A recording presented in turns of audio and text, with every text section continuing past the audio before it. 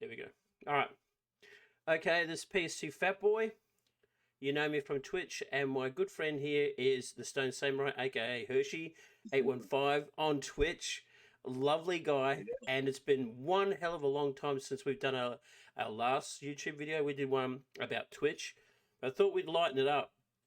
Well, not lighten it up, but talk something about different that we're both passionate about. We're both passionate about TV, movies, music, and I just finished watching probably the best TV series I've ever seen in my life, and that would be The Sopranos on Blu-ray, which I have here. My It's a son nice, bought it.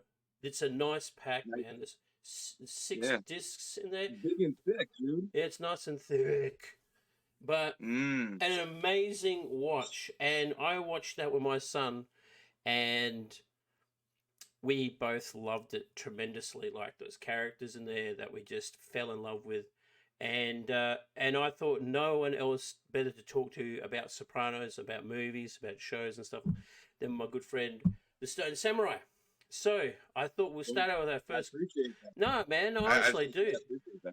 I honestly, I thought the first thing was like me. We got. I've been debating about this. We should need to talk about some shit and then be about movies and stuff. So I thought, to get it out of the way, how did you? Because you watched the show before I did, because you have Yeah. HBO and stuff, and you watched it at a much younger age. So who introduced you into The Sopranos, and what did you first think of it? So funny enough, man, my parents are the ones who Mm. introduced me to Sopranos. Yeah. So when it aired on HBO, Mm. it would come on Sunday. I think it was like 7, 8 o'clock, maybe, depending, Mm. obviously, depending on what time zone you're in. Yeah. But it would come on, and I would always remember that part of the deal was I would have to do my homework, and I couldn't be in trouble, that week at school, and I get to watch Sopranos with my family. Because the Okay. thing was, Bribery with like, my family, Sopranos. yeah. Well, it's like my family growing up, right? Mm. Like, gangster movies have always been a thing. Like, Yeah. I remember my dad, he would have like these movie nights with all of his friends and stuff, and my Yep. uncles, and they would watch stuff like Goodfellas and Yep. Scarface, Yep. The classics. Casino, and like, The yeah, like all classics. the old school. Yeah, and so that's what introduced me. So that's how I got into it. My first impression was like they showed this on TV. Like Mm. this is a TV show because mind you, at that point in time, the most action or the most gruesome stuff you would see would be like Law and Order. Maybe Mm. X-Files, there maybe? was No, there was some gore in yeah, that and yeah, horror. there's some extra like yeah, but like when it came to like actual like real life situational Yeah. violence and stuff Yeah. like that, you didn't really get what you got with Sopranos. And yeah, I just remember thinking two things. One, how is this a TV show? And two, at what point are my parents going to be like, okay, you can't fucking watch this show anymore because it's not a show for kids, right? And Oh, when I hell started no. watching it, I was like But between parenting, the ages but of parenting was 15. different back then too. Like earlier days, like there was stuff I watched as a child that I should have never watched. It should have traumatized me. But Mhm. parenting was like, you know, you're Yeah, close. fuck You're it. close enough. Mum, this movie says R-rated 18. I'm 8. It's only 10 years off. You'll be fine. Yeah, But yeah, right. You're a tough yeah, one. you're a tough little Hmm. midget. Like, but yeah, but so your dad. So you said with your dad, was he like the movie man Hmm. of the house? Like, you know how you got like that one parent or one sibling who like controls what you're watching. Was he the Hmm. one who's like, right, we're watching this tonight? I'm kind of like that myself. Like we'll say we're Hmm. watching this movie, and but when I was growing up, my mum, I watched all the old stuff with her, like John Wayne and Dean Martin and Jerry Lewis, and but she loved all movies. Like she had a real passion for films and TV shows. So whatever she watched, I'd be watching, and then I grew to like that stuff. Like I love the old Yeah. movies. I love classic films and stuff like that. So Well, I mean, my dad. See, the thing was right. Like yeah, my dad was the movie guy, and he was like the nighttime, right? And then my mom was more of like the show and matinee type, right? So it was like during the day. yeah, And I remember, man, funny you mentioned that because yeah, like I remember hanging out with my mom during the day, yeah. and she used to watch this show. I'm sure you remember it. Dark Shadows. It Dark Shadows. was a About the vampire who lives with the family. And then they did the Yeah. remake with Johnny Depp. Yeah, I vaguely remember. I think they only made a couple of seasons of it, but it was like a Yeah, cult classic. it was only a handful of Yeah. seasons, but I just remember like the intro Mm. for it was really Mm. cool, and it was a show that like my mom was obsessed with. So like Mm. obviously it kind of grew on me. But yeah, Mm. to answer your question, yeah, it was my parents who got me into it. Your parents But you, for influence what you example, watch. Watch you like yeah, they influence what you listen to. They influence what you watch. Who you look up to. I know so many people who like certain movie stars because they would watch that movie with their mum or their dad. You know, mm-hmm. and it's just a huge influence. Your parents are huge influences of what you are as a kid because we're impressionable. We are influenced by what we see, what we do, what we hear, what we see, and stuff like that. So yeah, I wholeheartedly agree with you, man. That's really cool. I loved how your dad was like, "Yeah, we're gonna watch this motherfucking Scarface and all that." That's cool. Yeah, Yeah, no, it was cool, and my mom didn't fucking like it at all. Like my mom hated it, but yeah, my my dad, he'd always do mm, that thing that dads do, and yeah, yeah, obviously yeah. it's like yeah, it's all right, don't It's worry all right. about it, You'll be don't worry about it, fine. it'll be okay. Yeah. Yeah, exactly. I So give I'd my always kids get that. nightmares, like yeah, because when I was married, my kids, I would say, oh, they can watch Critters. It's not that bad. Like the monsters are cheesy, and then I think Yeah, I remember Tyler had like nightmares of these things rolling into his room trying to kill him. yep. See, No, I find it, but I yeah, remember yeah. I remember Scarface, man, because like my dad had Mm, one of my neighbors over mm, and a couple other people, and they were watching Scarface, right? yeah, Because they had just got like a remastered VHS, right? That's yeah. how long ago it was. Oh, VHS Um, was great back in the day. yeah, it was fun. Mm, But so they had everybody over, and I was like, I mm. was a kid, and I was like, I want to watch this movie. And fucking, my mom, she was like, no, it's Scarface. There's Mm. titties, there's fucking blood. Like, no, All you're the good not watching stuff. it. All the good stuff. I got, yeah, all the fun stuff, right? Yeah, So I was like, no, fuck that. And then my dad, he was just like, oh, come on, he can watch a little bit of it, but when it gets to some scenes, I'll have him like go out, yeah, go yeah, yeah. grab And did that whatever. happen? No, you just watched the whole damn. Well, well, the first scene he tried doing it with, Mm, right, was when they were in the hotel yeah, and the fucking infamous chainsaw yeah, scene where he fucking yeah, takes that chain yeah, guy. yep. And he before that was happening, he was like, all right, go out and get beers for everybody. Mm, And so, like, I remember I went out there, but then I peeked my head around the yeah. corner and I saw it. I was like, "Oh Oh, God, that's why they told me not to look at it." Oh my God, it was so shit. frightening, man. I didn't It's know what to brutal. do. It's a brutal movie. But like, I think remember that movie coming out in the day on how many people were so offended by it and stuff like that. And even to this day, like you watch that scene, it's pretty in your face. But Well, I mean, it's a movie that kind of touches on a lot of stuff that mm, Sopranos touches on. yeah. Which is When you got the the money, you got American the dream. power. Yeah. Well, he has the Well, American dream. Yeah. it's the American dream, but it's the real American dream. It's not Mm, that the whitewash version that we get, like the J.P. Morgans and yeah. the Yeah.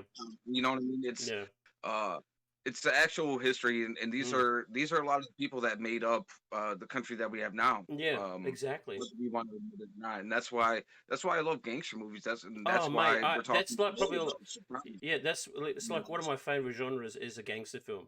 Like Goodfellas is right up there with me. It's probably my favorite gangster movie. Like Oh Goodfellas, yeah, so that me too. like I mean, as much as I love Godfather 1 and 2, they're like flawless films.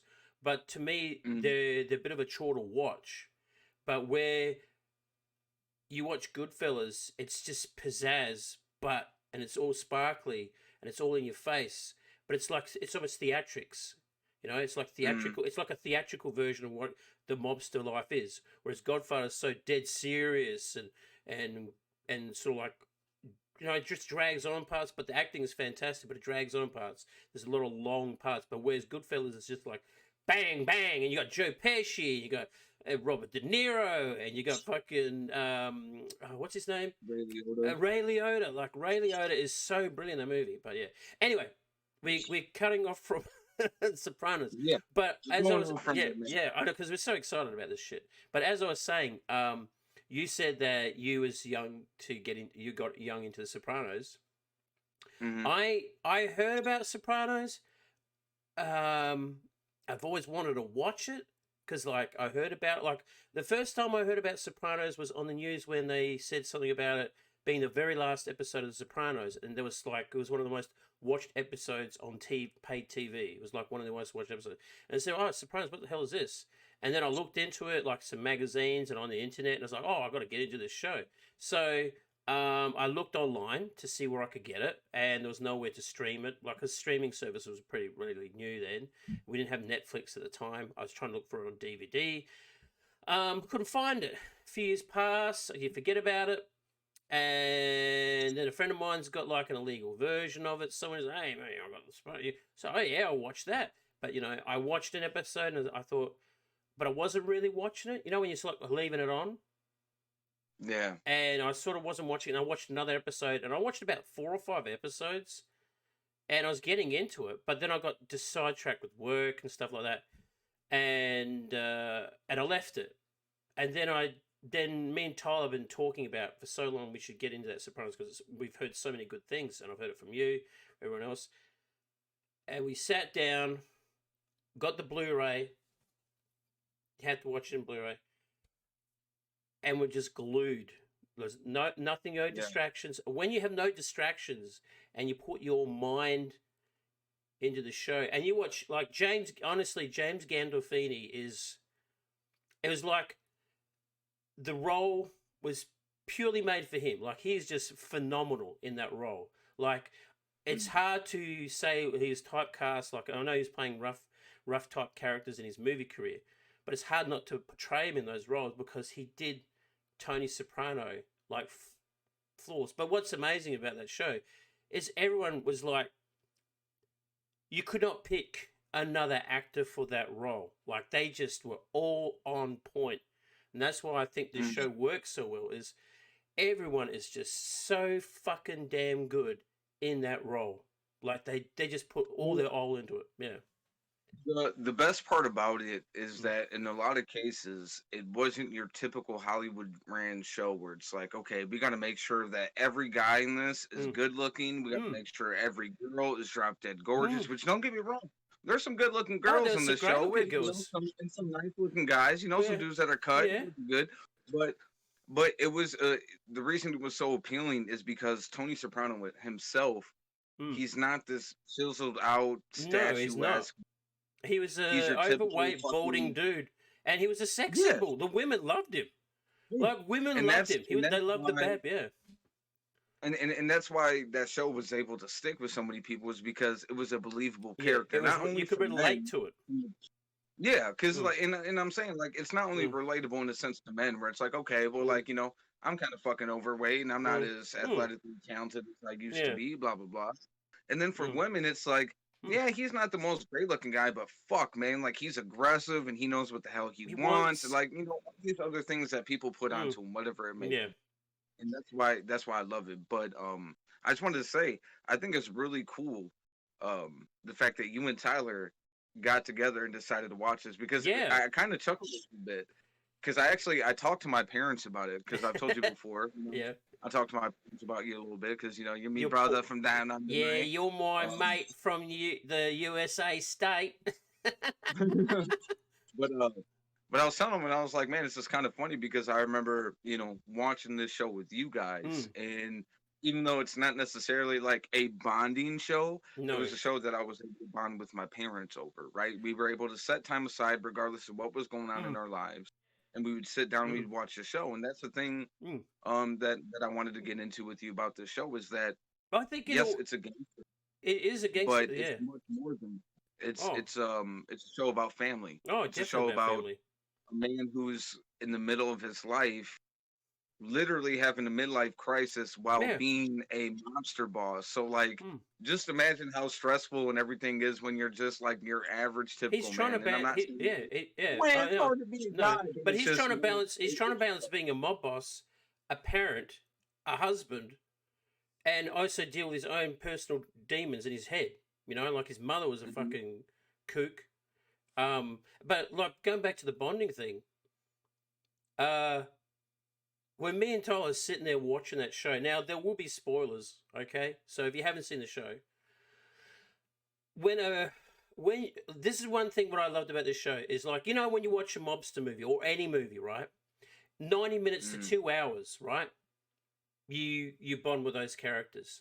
There's over 80 episodes, I think. 80, maybe? 80 episodes of The Sopranos, right? So from 1 to over 80 plus episodes, there's way more time to bond with these characters. So when one of them gets whacked or dies, it's like a family member's gone, man. Like, because honestly, when, like I said, spoilers, when Christopher and Bobby died, man, like, me and Tyler cried. Like, we fucking wept. We wept for those characters. Like, I was really sad. And the way Christopher died, and we talked about this before, it was a bullshit thing, and I agree with you. Like, he had it coming. Like we said with Tony, like Tony gave him so many excuses. And then when I look back, while I was angry at Tony, I can understand why he did it. Because like this was going to be his main man, like to get him away from the business, and so he could, you know, let him cover it. But he was just fucking it up. He's on drugs. He's got demons of his own. Obviously, think about Andrea who died. He couldn't let that go. Like you could tell, Christopher couldn't let that go. That was eating at him. Now, so whenever a major character that we liked, that we cared for, died, that hit us. Like, it hit us really bad. Like, I had a few moments in that show that I cried, like, wept a tear or two, and I'm like, man, and I was like, I don't know if I can watch another episode. That really fucking hit me, you know? And we'd give it like a couple of days, because I thought, what if something really else bad's happening just around the corner? Because that show would do that to you. Yeah. You know, you could go from humor, drama, and humor again, like in a matter of minutes in that show. Like and honestly, and the laughs, like it's not a really, like there's some moments in the show where I genuinely lost my shit from laughing. Like I was on this, like the moment where Christopher and Paulie are in the snow, chasing after that Russian hitman. It was like Abbott and Costello moment. It was just the slapstick from those two guys. You just did not expect it. It was just so fucking funny. And then you got Bobby and Tony looking for him in the snow, like, where the fuck are you? And all this shit. No, and Bobby's like, we're just hunting out. The best part is when he gets his fucking camo and the orange hunting gear, and then fucking he just loses it, man. He just loses it. Poor fucking Bobby, dude. Getting woke up at 2, 3 in the morning and getting asked to fucking do a favor and then getting made fun of the whole entire trip, man. I know. But he said, I went hunting with my dad, and you know, and he knew his shit. Like Bobby was a hunter. Like honestly, like Bobby was one of my favorites. I loved fucking Bobby. You know, the funny thing about Bobby, since we're talking about him for a second, he was a character that was kind of like a throwaway character, right? PS2, you started watching Talking Sopranos, right? Yeah, I just started watching today. Yeah, he's just started in season 2. And this was a guy that at first, you know, when he came on, he wasn't really sure how long he was going to be in there. It was always hinted that he was going to be one of the first few characters from Tony's crew that was going to get capped off. Yeah. They had introduced him late. It made sense. He kind of was important, but kind of wasn't. Yeah. So it made sense, you know what I mean? But he was somebody that evolved. And that's just one thing.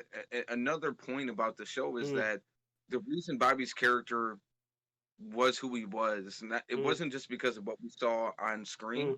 It was because of the lore and the history of the world that happened before the screen and everything started from see. And that's the problem with too many shows, is that a lot of time, a lot of stuff that's important, a lot of stuff that brings depth or emotion is stuff that you see on screen. There isn't enough in the world to give any sort of context or any sort of comparison, right? Yeah, I agree. So with this show, like it starts off, right? Like, let's start from the beginning, the first episode. Yeah. Okay, you have Tony Soprano, and you get introduced. You find out that he's this mob guy. It shows a scene of him and Christopher in a car. They're chasing down a guy who owes them money. They beat the shit out of him and run him over.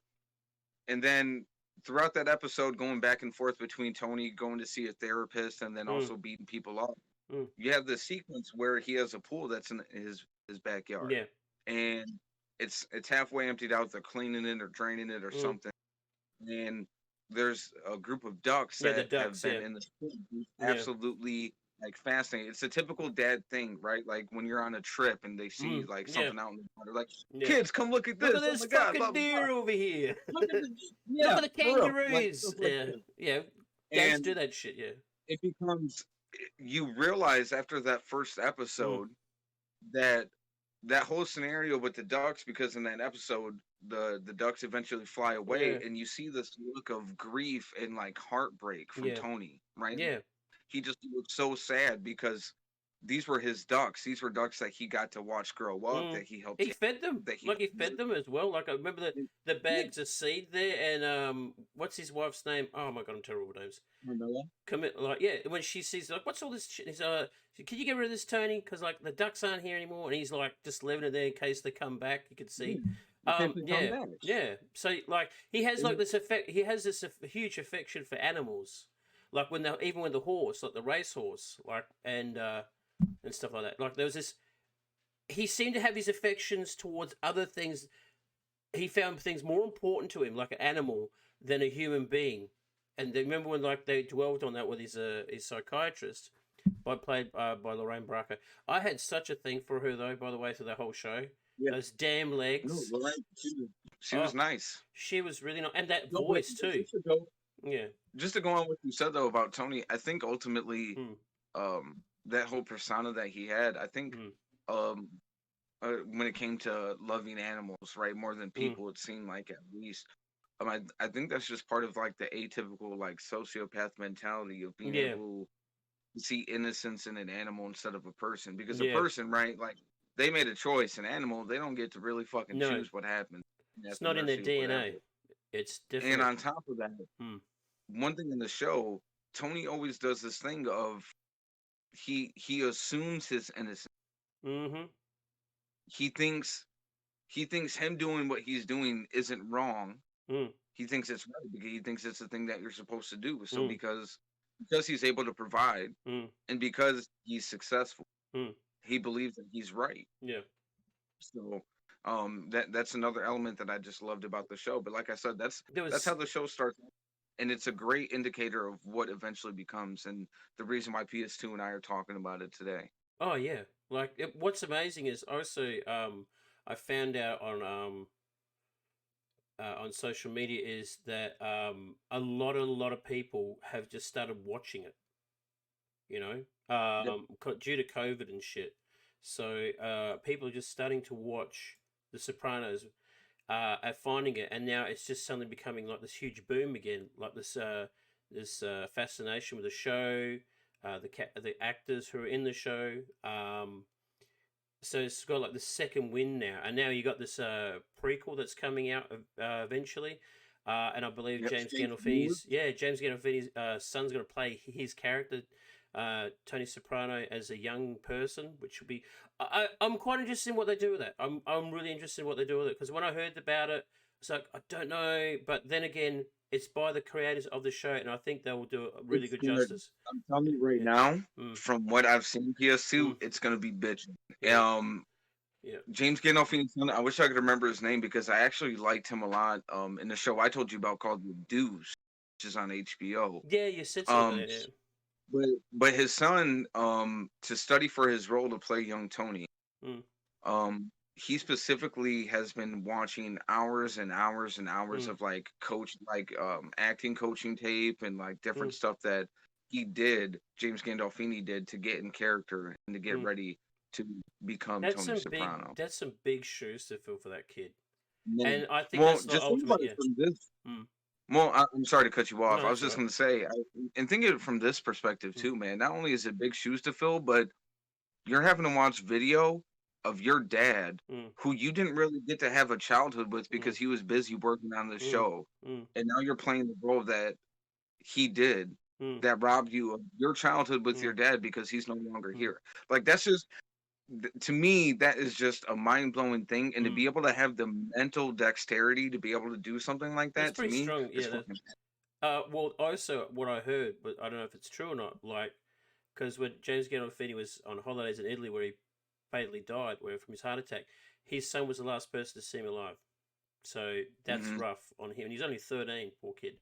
Um, Hmm. but that being said, there's some big shoes to fill. I'm pretty sure he's going to do a great job. I think he's going to do a phenomenal job. Like he's obviously dedicated. Like I think that's the thing for to be an actor is there's paycheck movie roles and paycheck TV roles, and some people, they just entice you with shows where they say, look, can you stay for another season? Here's a bit more paycheck. But you can just see that everyone was just 100% on board with this show.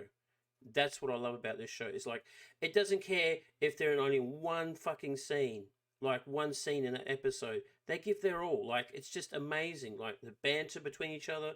And that's one thing I loved about the show, is the bants, like the chatting between each other was just like, you're there. Like when Tony would come into the bar, the stripper club, is it the Bada Bing? Bada Bing, the Bada Bing, yeah. right? So he'd come to the club, and all the guys, and Sylvie sit at the table. Sylvie at the table, counting something, doing some fucking book work, and the boys would be at the pool table doing some shit, talking, giving each other shit, or they're eating. And that stupid bartender who always said a dumb fucking shit, joke. and Tony would always lay into him because he'd say some shit, and he was always pissed off. He'd always say he's like DJ. Man. He always say something dumb, where Tony and get fucking pummeled into it. Yeah. I feel bad. I just got to say that poor fucking, like, because he was like a bouncer / bartender.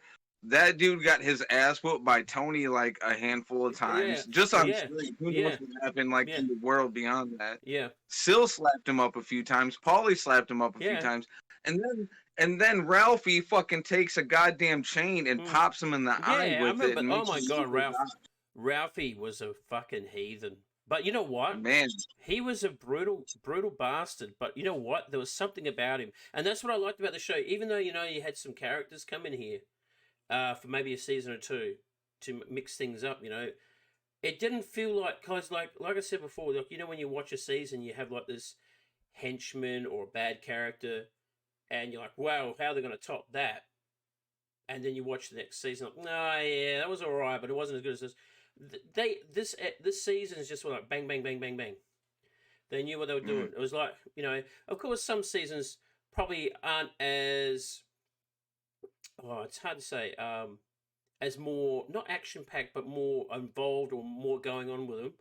But they still hold your interest because of the acting, because what was written, what was said, and things were happening, But the build-ups, you knew shit was coming down here and there. With the build-up, there was tension here, and it wasn't like forced. And it's all well written. Like honestly, the guys, the people who wrote this show knew what they were doing, and that's what I love about the show. Is like, and not only that, like with Tony and his sister, you can see all the resentment there he has for her because she pissed off early, and left him to deal with his mum, and he resents her, and he's like, oh well, I'm left with all this crazy bullshit. You got to go and live your life and all that sort of stuff. But he still loves her, but he still resents her what she did. And although I couldn't stand her, but like at the end, I sort of knew that she was trying to get her shit together. She was trying to have a family. She found a good man in Bobby, and was doing the right thing with him. And they got a kid. And then when he went, man, I was like, fuck. Me and Tyler just looked at each other like this. Oh, Jesus Christ. Where the fuck's going to this go?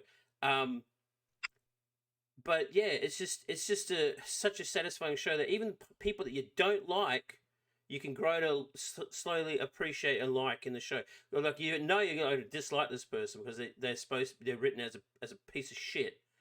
But even Tony, he's the anti-hero. Like they said, that he's the anti-hero. He's the guy you're rooting for.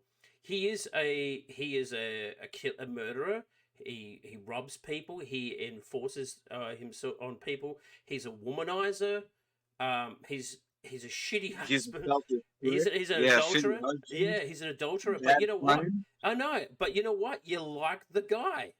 You like him. You like him. You fucking like him. And and I think it's not only because of the writing, it's the way James Gandolfini played him. Like the way he played him is made that like if you're going to do a top 10 ultimate characters in TV, like I think he'd be definitely like number one for me. Easy 5. Without a doubt. Like if you don't put him in your top 5, then you're smoking crack. Yeah. Because there's no. Can I just admit something? When you were talking about Janice and you said that that she had met the perfect guy that you're talking about, the narcoleptic Christian Rock dude. You remember I him? remember him. He He's was sleeping, fucking like, hey, and he comes into like their hospital. And remember that weird priest? oh yeah, that Yeah, fucking the weird. Like, Scientology oh looking dude. yeah, that guy with the weird eyes. Because he says, Yeah, I like dinosaurs. Oh yeah, but they're not real. yeah. He's like, And oh, I tell my and yeah, children all the time, blah blah yeah, yeah. blah. And James Gandolfini's like looking at him, like Tony's like looking at him, like, what? Get the fuck out of here. But Yeah. there's another scene like in season 6 where that rapper gets shot and he's in the hospital Oh to yeah. get famous, and you got him, an old dude, Tony, and all their crew, and he's there watching the fucking boxing fight like they're all like a mixed match weird family. Like, I mean, that's what I love about this show. Is just where where you don't know where it's gonna go. That's what I loved about the show. No, It's like, yeah, I love that scene that you referenced right there mm, too, mm, because there's important stuff that's going on, right? mm, Tony was mm, obviously in the hospital for his mm, thing. Um, and yeah, then that rapper got shot, and they're sitting there talking, mm, and that old man that he had met in the hospital, right? I yeah, can't remember his name at the yeah. moment, But that's actually but Paul he was Holbrook, who like, passed away recently. He's a great yeah, actor. Yeah, he was like great 90 plus. actor. Great actor. In the show, he plays this guy who had worked for Bell Labs, right? Yep, yep, yep. And there's this part where they're watching a boxing fight in this hospital room, Mm, and they're having this argument about something, and the old man is talking to me. He's like, "What if I were to tell you that those two boxers in that ring are really just like the same person, right? Like it's the mm, same entity." mm. And they have this huge discussion, and like Tony's just like busting this old guy's balls, Yeah. and there's this fucking great quote from it where Yeah. like the dude, the rapper that shot, he was in the hospital. He's like, "Yeah, everything is everything." Yeah. Everything And the is old everything. man kind of looked at him, and he was like, "Yeah, Yeah. basically." He's just like, Everything is "Yeah, that's a great way to put it. Everything is everything." yeah. And then there's this moment of realization that they Mm, pan over onto Tony's face, where mm, like he starts, he kind of has one of those moments because mm, throughout the show, there's always these moments, and it's either showed through Tony's dialogue or it's shown through his mm, emotion. mm, But there's always these moments where he realizes the person who he is mm, and the person who he wants to be mm, and how that affects everybody in his mm. life. Yeah. And that was one of those moments because he realizes that like the asshole that he tries so hard to fight against becoming, that's who he is. Yeah. Like he thinks that, he's one side of the coin, but the thing Mm, is there's two sides, yeah. right? You can't just flip and say that there isn't another side over there. No. There's two sides. Yeah, And that's that's true. something that he's always trying to evade throughout the series. Yeah, And that's true, man. man, That's what I love about that show. Is like you're doing self-discovery with this person. Like when he comes out of hospital after he's been shot by Junior, one of my honestly the bands between Junior and Bobby. Because like, yeah. and that's another thing. Like when you said about a character, like especially like when you were saying about Bobby beforehand, like he was not going to be a throwaway character, and how they developed him and they gave him more to do. Uh, you saw him like taking care of Junior and doing everything for him, and um, and he was becoming more of a prominent character in the show. Did you know that he wore a fat suit? Oh, Bobby, yeah. Yeah, like I Yeah. heard, I didn't know he wore a fat suit because like when he was in the show, they said, "Oh, look, we've got to make it bigger," and they said, "Oh, okay," like and so he had like a big ass and fake prosthetic stomach. He said, "Oh, it's so comfortable. I didn't mind wearing it." And then like one says, "Nah, you don't have to wear it now." So, okay. So, Yeah. and then they made a reference to that because like he's out there playing basketball and Tony's looking at him like, "Hey, you lost a few kilos," and he's like, "Yeah, just So they just made this reference where obviously through summer Bobby's just gone fucking. I've been running and doing some exercise and shit and lose a few pounds. I know I just got rid of the fats.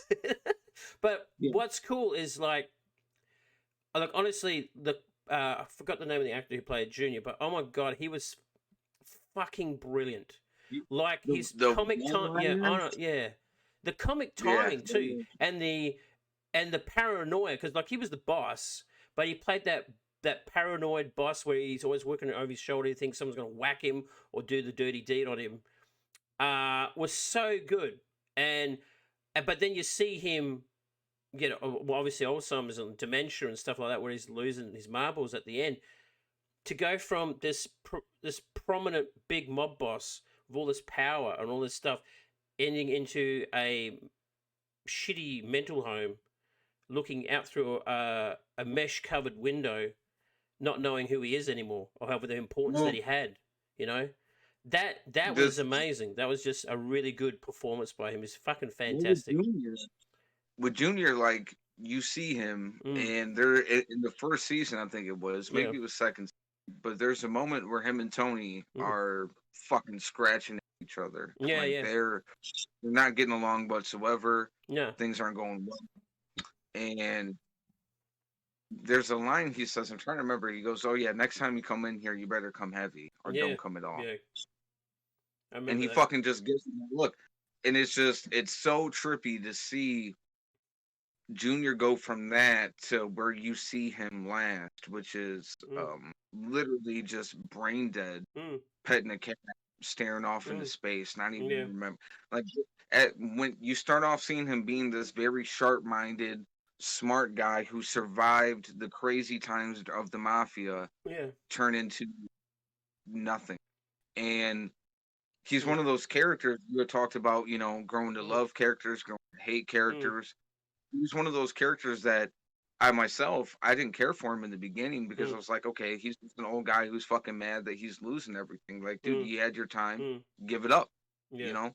Um, but as the show went on, I couldn't help myself but feel bad for him Mm, because you realize that at, after the trial that mm, he has, right? Because mm. there's this huge trial, shit starts coming I love the down. troll. I have to tell you something after when you finished. Yeah.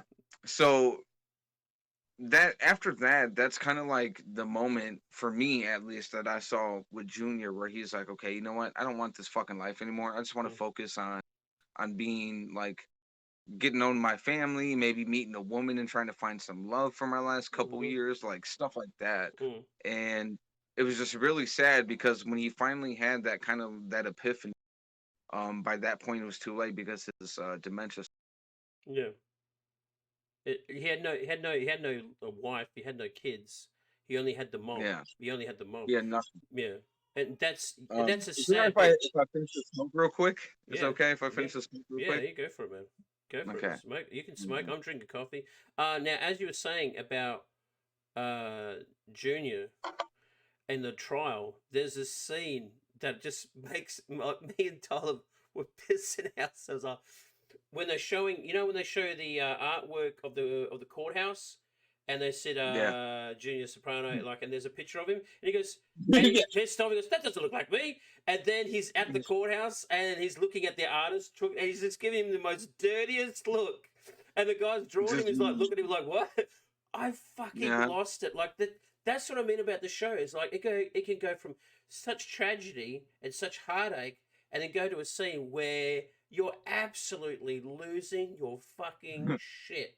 Like losing Fucking it. Like no, honestly. that scene was great, man. I Yeah. remember that, and then I can't remember who it was. I think it was like Bobby or Yeah. like Tony or Yeah. somebody. But they were making fun of Junior right in front Yeah. of them. They're like, Yeah. "Yeah, you have to worry about Mr. Magoo over here." And then fucking Junior's looking With the around. big ass. He's like, "What are you talking about?"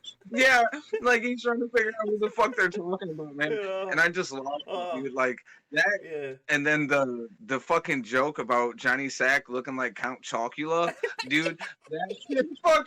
That shit had me dead, man. That like that those are the kind of fucking words that you live Oh, for, dude. Like that's I they're mean, so good. yeah, but They're so that's what I good. love about them is they're busting each other's balls like over shit, you know, and that's what's really good about the show is like you're there listening to the jokes, like you're there witnessing all these bants and stuff, and this chat between these guys and women of course, but uh now as part of the funny scenes, the humorous bits.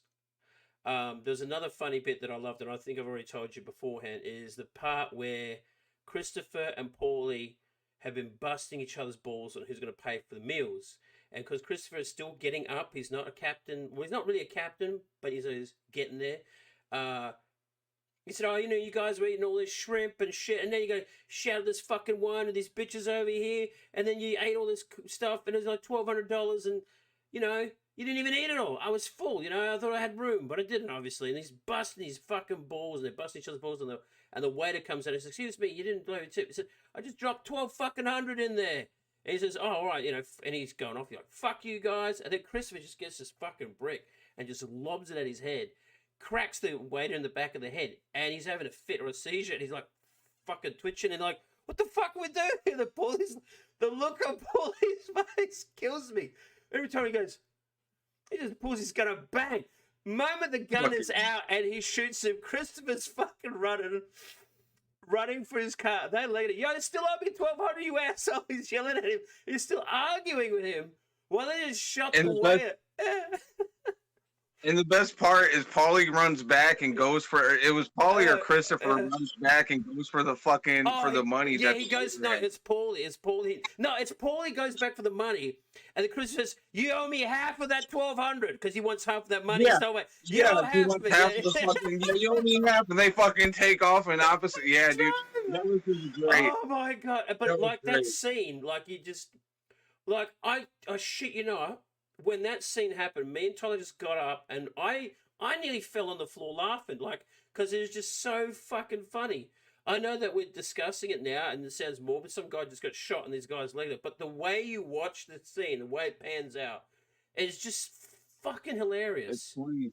It's funny. Well, it starts off as like these two guys that are both cheap fucks that are tired of being the guy that always has to front the bill, because like everybody knows shit rolls downhill, right? So like Paulie and Chris are underbosses essentially. So like they get money, but they also, like, when they go out to eat with Tony and everybody, they have to be the ones who fork up. Yes. And there was a little feud going on between them, and so that's what caused the whole thing. Oh yeah. And oh man, I love their cheapskate. But I will say one throwaway funny moment is when Tony came over to talk to Janice and Bobby, and Bobby was working on his fucking train set, and he had the conductor hat on, and Tony was yelling at him, and then he takes off, and then Janice turns and looks at him. She goes, "You just had to have the fucking hat on too, didn't you? You just had to." And then like he takes it off like all sad. Yeah, he was so sad taking it off. Like, "I'm sorry. I was just like, I'm conducting my trains. I'm gonna put the hat on. I'm gonna look the part." Honestly, that show is so good. Honestly, the show is so good. And as we said about the humor and stuff, but what was the parts that got to you? Like, was there any parts in the show where you're like, "Oh man, that was fucking rough to watch"? Or a lot, man. There was a lot of moments that were tough. I think one of the ones that stands out to me the most would have to be when Tony comes home and finds AJ trying to commit suicide. Oh man, yeah. That was really tough because that was very tough. One, suicide is always a tough subject as is, right? And then in the show, it was projected in such a way to where you felt so bad because you understood where AJ was coming from, and you understood where Tony was coming from, and you know my interpretation from that scene, and just the way that Tony looked. Tony was upset not because of the act, but because he realized that his son is exactly like him. Yeah, and that is the last thing that Tony wanted. Yeah. Tony wanted his son to be happy and wanted his son to actually have a normal life. And that was a moment where Tony couldn't live in this world of denial anymore. He had to realize that his son lived in the same world as he did. And that, to me, that was probably the one that sticks out. That was a really hard scene because, like, you didn't know where it would pan out, where AJ was going to die. Because, like, that's what the show does to you. You think you know everything, and then what happens is that it just throws this curveball at you and just hits you in the face.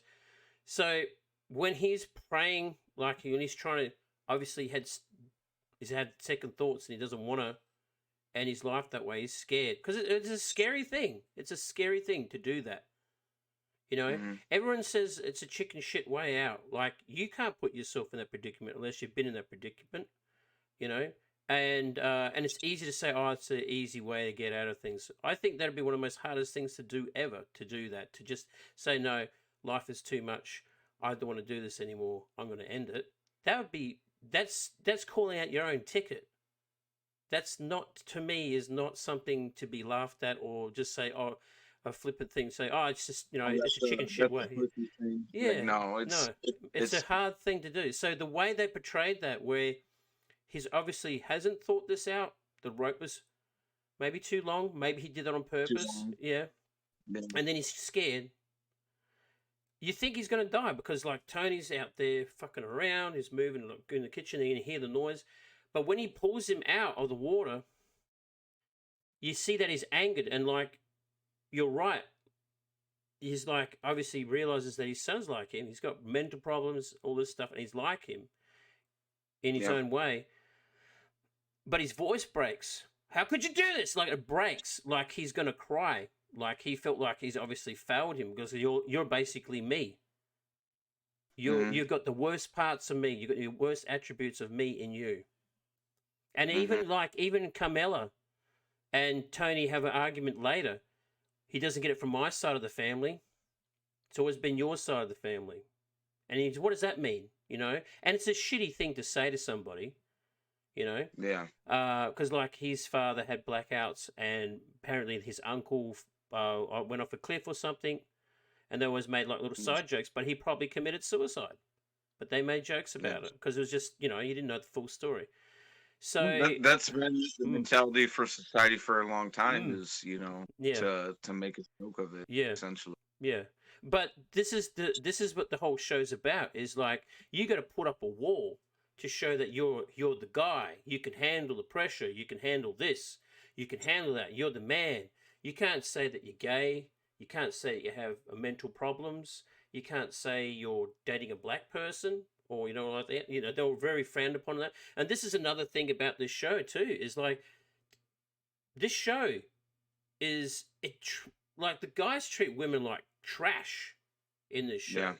Yeah. If like Carmela.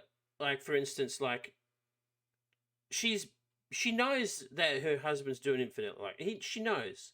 But she accepts it because she gets, like, nice things. Like, she gets that money. She gets that money. She gets the green. Man. She gets the green, but, like, at one day in her life, she has had enough. I get that, It gets too much. And there was a really, really powerful scene between her, like, and Eddie Falco, who plays Camilla Soprano. Like, I liked her. And I think she always turned, like you said, a blind eye. She knew what her husband was doing. She's not an idiot. She's just a very smart, intelligent woman. But she was getting some nice things. She lived in a nice house. But it could all potentially go.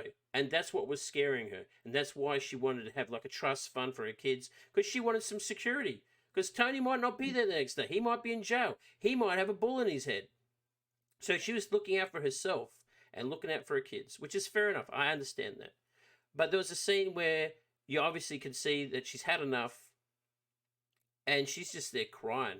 Like, it's just gotten to her. The infidelity, the lying, the cheating, and all this sort of stuff. It's just hit, and I think that's when it hits us all too. Like, sometimes day in, day out, the same shit's happening, and then one day you just can't handle it anymore.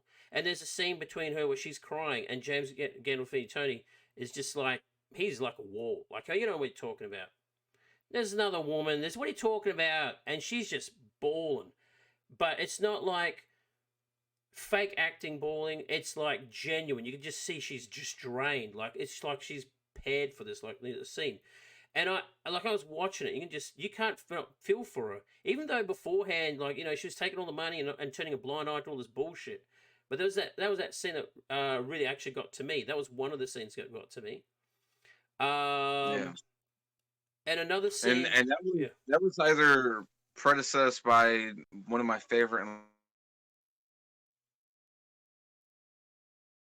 Oh no! Oh, can you see me now? Yeah, you just blacked out for a second, dude. Don't know what that was about. But no, I think that was predecessed by one of my favorite lines where she was talking about what she was entitled to. Yeah. And Tony turned to her. He said, "You're entitled to shit." Yeah. And that line always fucking stuck out with me. I'm not saying I necessarily agree with it, but that line always stuck out with me because, like, in a way, Carmelo's right, and in a way, Tony's right. Yeah. Because, like, he's the one that's out there doing all the shit, and she's the one that's always giving him shit for the stuff that he's doing. Yeah. But she's not giving him the shit when she's ordering these couches and the drapes and the fucking cars and the jewelry. Like, that's all it is. But I will say, that's you kind of hit the nail on the head. This show, like we've said it multiple times, it was more than just a mafia show. It was about family, but they also covered a lot of things like misogyny. They covered a lot of things like racism. There's the infamous episode over Columbus Day. Yeah. Oh yeah, with the Indians and stuff. Yeah. Yeah, there's a Native American protest that's going on because anybody who's read history understands that Christopher Columbus was pretty disgusting. Yeah. It's not. And it was I haven't really known much American history, but I hear things like, and the show actually sort of educated you in a way on what happened there. Yeah, what well, I happened. mean, That was good. He was responsible for the mass genocide of a lot of Native Americans, and so it was a thing where you saw the clash of race between people who had pride in their Italian history, right? Christopher Columbus, because he's somebody that Italy could hold on to because he was a traveler from there, an explorer. And then you had the clash from the native perspective where it's like, yo, this is our land, and like we're supposed to celebrate and honor somebody who literally like enslaved and murdered and raped my forefathers. Like, and it's just to have a show do something like that, especially at that point in time, because mind you, this show came out 15, 20 years ago.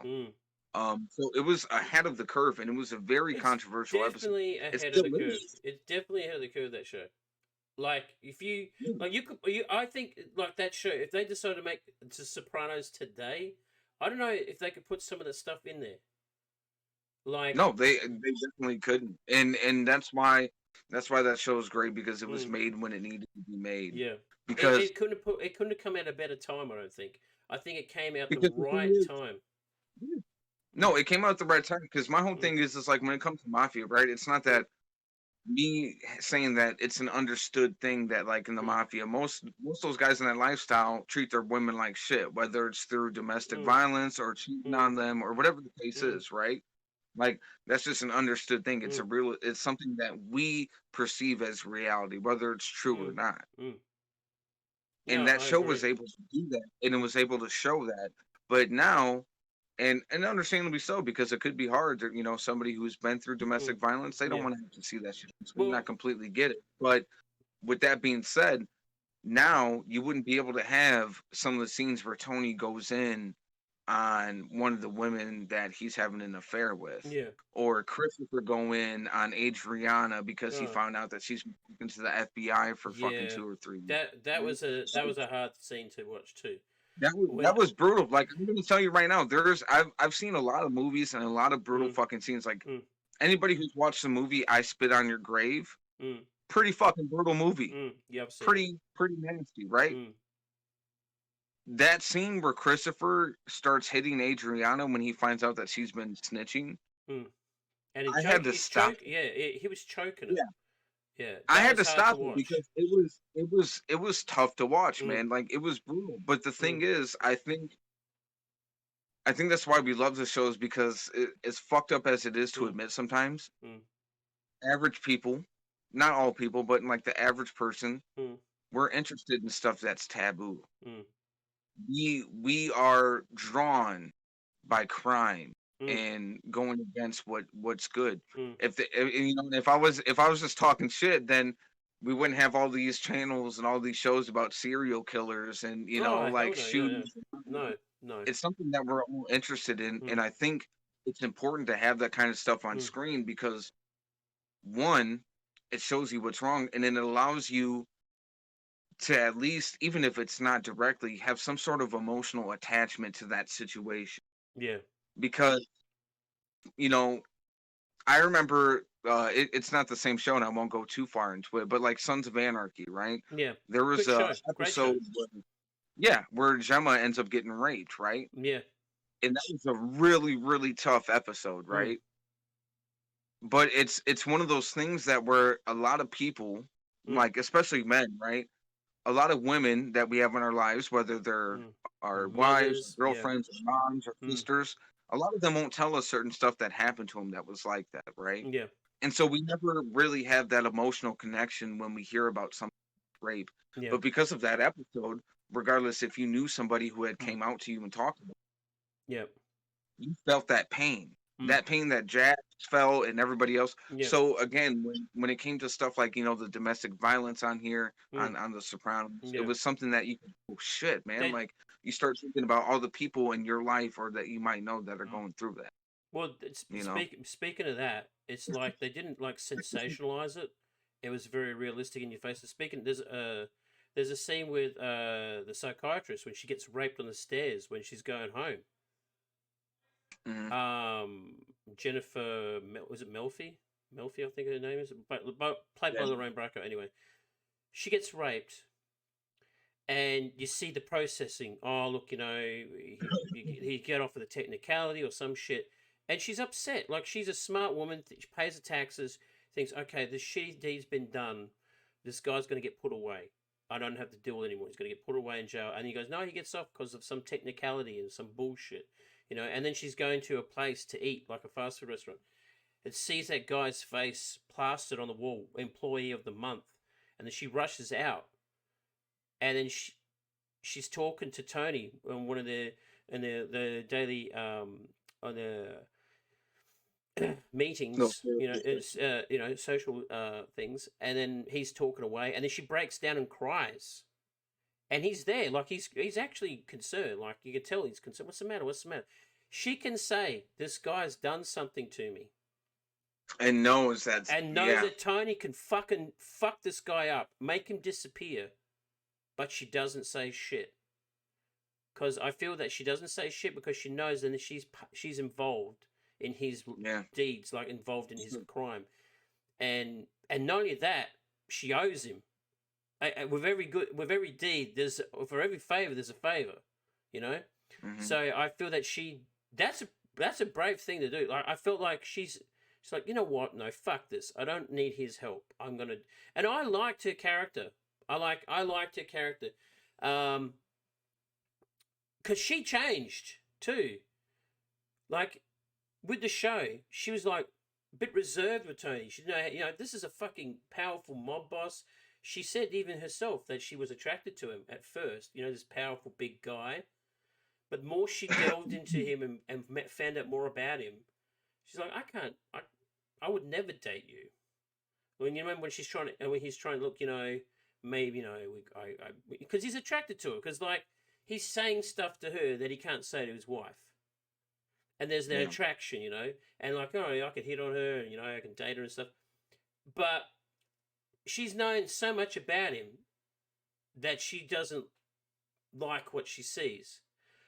He's still a patient. She's going to try and treat him as best as she can. But you can tell that she's being frustrated because she hears all these seminars and stuff about being sociopaths where they tell you all the stuff you want to hear, but nothing gets fixed. And she realizes that she's just talking to a brick wall. And then she tells him, like, look, I'm done. I can't. This is it. We're done. You need to get out of here. I can't help you. And he's like, oh no, look, we're doing such well things. She's like, you're just wasting my time. You're just Yeah. wasting my time. You've wasted my 5 years. You can't change the way you are. You are who you So are. Yeah. so I have to ask you, Mm. what is well, I have two questions. Go for it. My first question is, what is your favorite episode? You have to pick one. Oh, it's fucking hard, dude. Yeah. It's tough, ain't it? Oh, And your favorite on-screen complementary duo. Like when these two characters were on screen with each other, what got your most attention and what moved you the most? um, there's a lot of episodes that I really like, but the duos that I would like is Christopher and Paulie. Like when those guys got together, especially when they had that heated debate with each other, like when they were always pissing each other, and like that scene in the snow where they were running around looking for that Russian, like that was like a really slapstick funny episode, and that's when the show said, "Hey, look, we might do some dark shit here and there, but this episode We're is funny too. we're funny too. Like there's some funny episodes." Uh Now a favorite episode. That is really fucking hard, dude. Yeah, That is it's so. tough, man. That is one of the. That would have to be. Oh, I think the one that comes to mind that I really liked because it was funny and yet sad. Because it's coming to mind right now, as I could pick an episode that I like now. I'm not going to say I'm going to like it forever, but my favorite currently would have to be the one where Steve Buscemi's character, cousin to Tony, the other Tony, the two Tonys, Yeah, he goes with Christopher and they go to the old farmhouse that they used to go to as kids, and they've got to dig up yeah, that body. And he said, like, why are you always busting my balls? Like, you're always busting my balls when Tony's here in front of me. And then they start making jokes about him. Like, he's so fat, and like, and Steve Buscemi was saying all these fat jokes. And then you can see that they're having like this connection all of a sudden. Because like Christopher and other Tony don't really see eye to eye. He's always making these smug jokes about him. But when Tony's not there, he's sort of like can relate to him. But then Tony comes there, and then it's all back to normal again. They're sort of busting his balls again, Christopher. And then they're there at the breakfast table, and they're busting his balls and stuff like that. And he goes, "Oh, look, I got to go back." And Christopher's in the car, and he's crying. He's crying like he's sitting there. And my God, that got me so bad because he just wanted to fit in with those two. He wanted to be accepted by his peers. Like he wanted to be not the kid they're busting balls all the time, who's to pick on him all the time. It really got to me. Like I felt sorry for him. And me and Tyler just looking at him like, fuck, Christopher's really upset. Like he's really upset. And we were upset for him because like all he wanted was to be part of the cool kids. Because like they were teasing him when he was a kid. And you thought maybe now that I'm an adult, I can be part of it. And they were still just being the same dipshits to him then at the farm. It was like history repeating itself again. He's gone back there. He made some sort of connection with other Tony that night. Like they were busting his fat Tony. He's making all these fat jokes, and he's like, and then they're making jokes at the table when they're having dinner. When he impromptu comes back, and then he doesn't get it, and then you can see that the other Tony switches back to taking the piss out of Christopher because he plays people to the way he wants. Because like he's not a perfect person. That episode was really good because like it had this humor element, like really funny elements into it, like taking all the fat jokes and stuff. And you see that they're taking funny moments out of him. And then it boom in the face. You get Christopher really genuinely upset. Like he's holding it in. And there's another scene too where Tony and Christopher, there's another look, oh man, there's so many episodes. I just remember this one where they're just having a moment with each other. And it's probably one of the last moments we see Tony and Christopher really just having fun and being with themselves and actually appreciating each other. And they see these guys robbing cases of wine, and they rob him. He's like, I fucking shot him. He's shooting him at him with the wine, and they're stealing all the wine. And they're just sitting there. Yeah, and he's just drinking the wine, and they're just on the phone. And then they talk about Adriana, and they're just hugging each other. But that's the last time you see Tony and Christopher like close to each other. Like that really moment. It's like that chapter's closed now. Now we're gonna have to tell this story. Like they dislike it. Well, I think Christopher resents Tony. Like he resents him because like of what happened. He feels that like if I didn't give her up, we would be both dead. And that's another like yeah man. It's so hard to pick favorite episodes, but I would say that one, the one I just mentioned beforehand. But there's so many episodes that are so good. There's just what would okay. Well, what would be your deal? Well, I'll bounce the same question to you. What is your favorite episode? We got Tyler here. What is your favorite episode? Oh man. You asked me. Well, like it's hard. It's hard to choose just one, but if I had to choose just one episode, Mm. I like the coma episode where Steve Buscemi gets reintroduced after he had Oh passed in the yeah, show. yeah, and he's got the Um, outfit on, the suit from the '80s. Looks like Miami yeah, Vice. I love that episode because it's very trippy. I've always been into like very mind bending, like Hunter Mm. S. Thompson. Yeah. And the episode was kind of Gonzo like, right? It Mm. was very Yeah. very trippy and euphoric and kind of Mm. funny in some. Mm. Um, that was probably my favorite episode, just mainly because that was one of very few times that you finally saw Tony in a true vulnerable state. Yeah, that is true. And not only that, the the scene, and it'll always stand out to me when he's getting ready to go into that building Mm. that Steve Buscemi outside of, and he's like, "I'll Mm. take that off your hands, sir. You don't need that anymore." Mm. And he looks into the building, and it looks like his mother's standing there in Mm. the doorway, Mm. and he hears his daughter, Mm. and then he hears AJ, and then he hears Carmela, Mm. and then he starts hearing all these other voices coming in. Mm. Um, I love that episode just Mm. because like right now thinking about it, talking about it, I got goosebumps just thinking Mm. about it, right? Like for me, I think, and you know, that might change. My favorite episode might change Yeah, depending on I what think mood that's I'm what. No, I in. think that's it is. Yeah, yeah. Episodes But change. I think just off the top of my head, in an episode that moved me the most and that I always find myself really enjoying when I watch it is definitely that episode. Mm.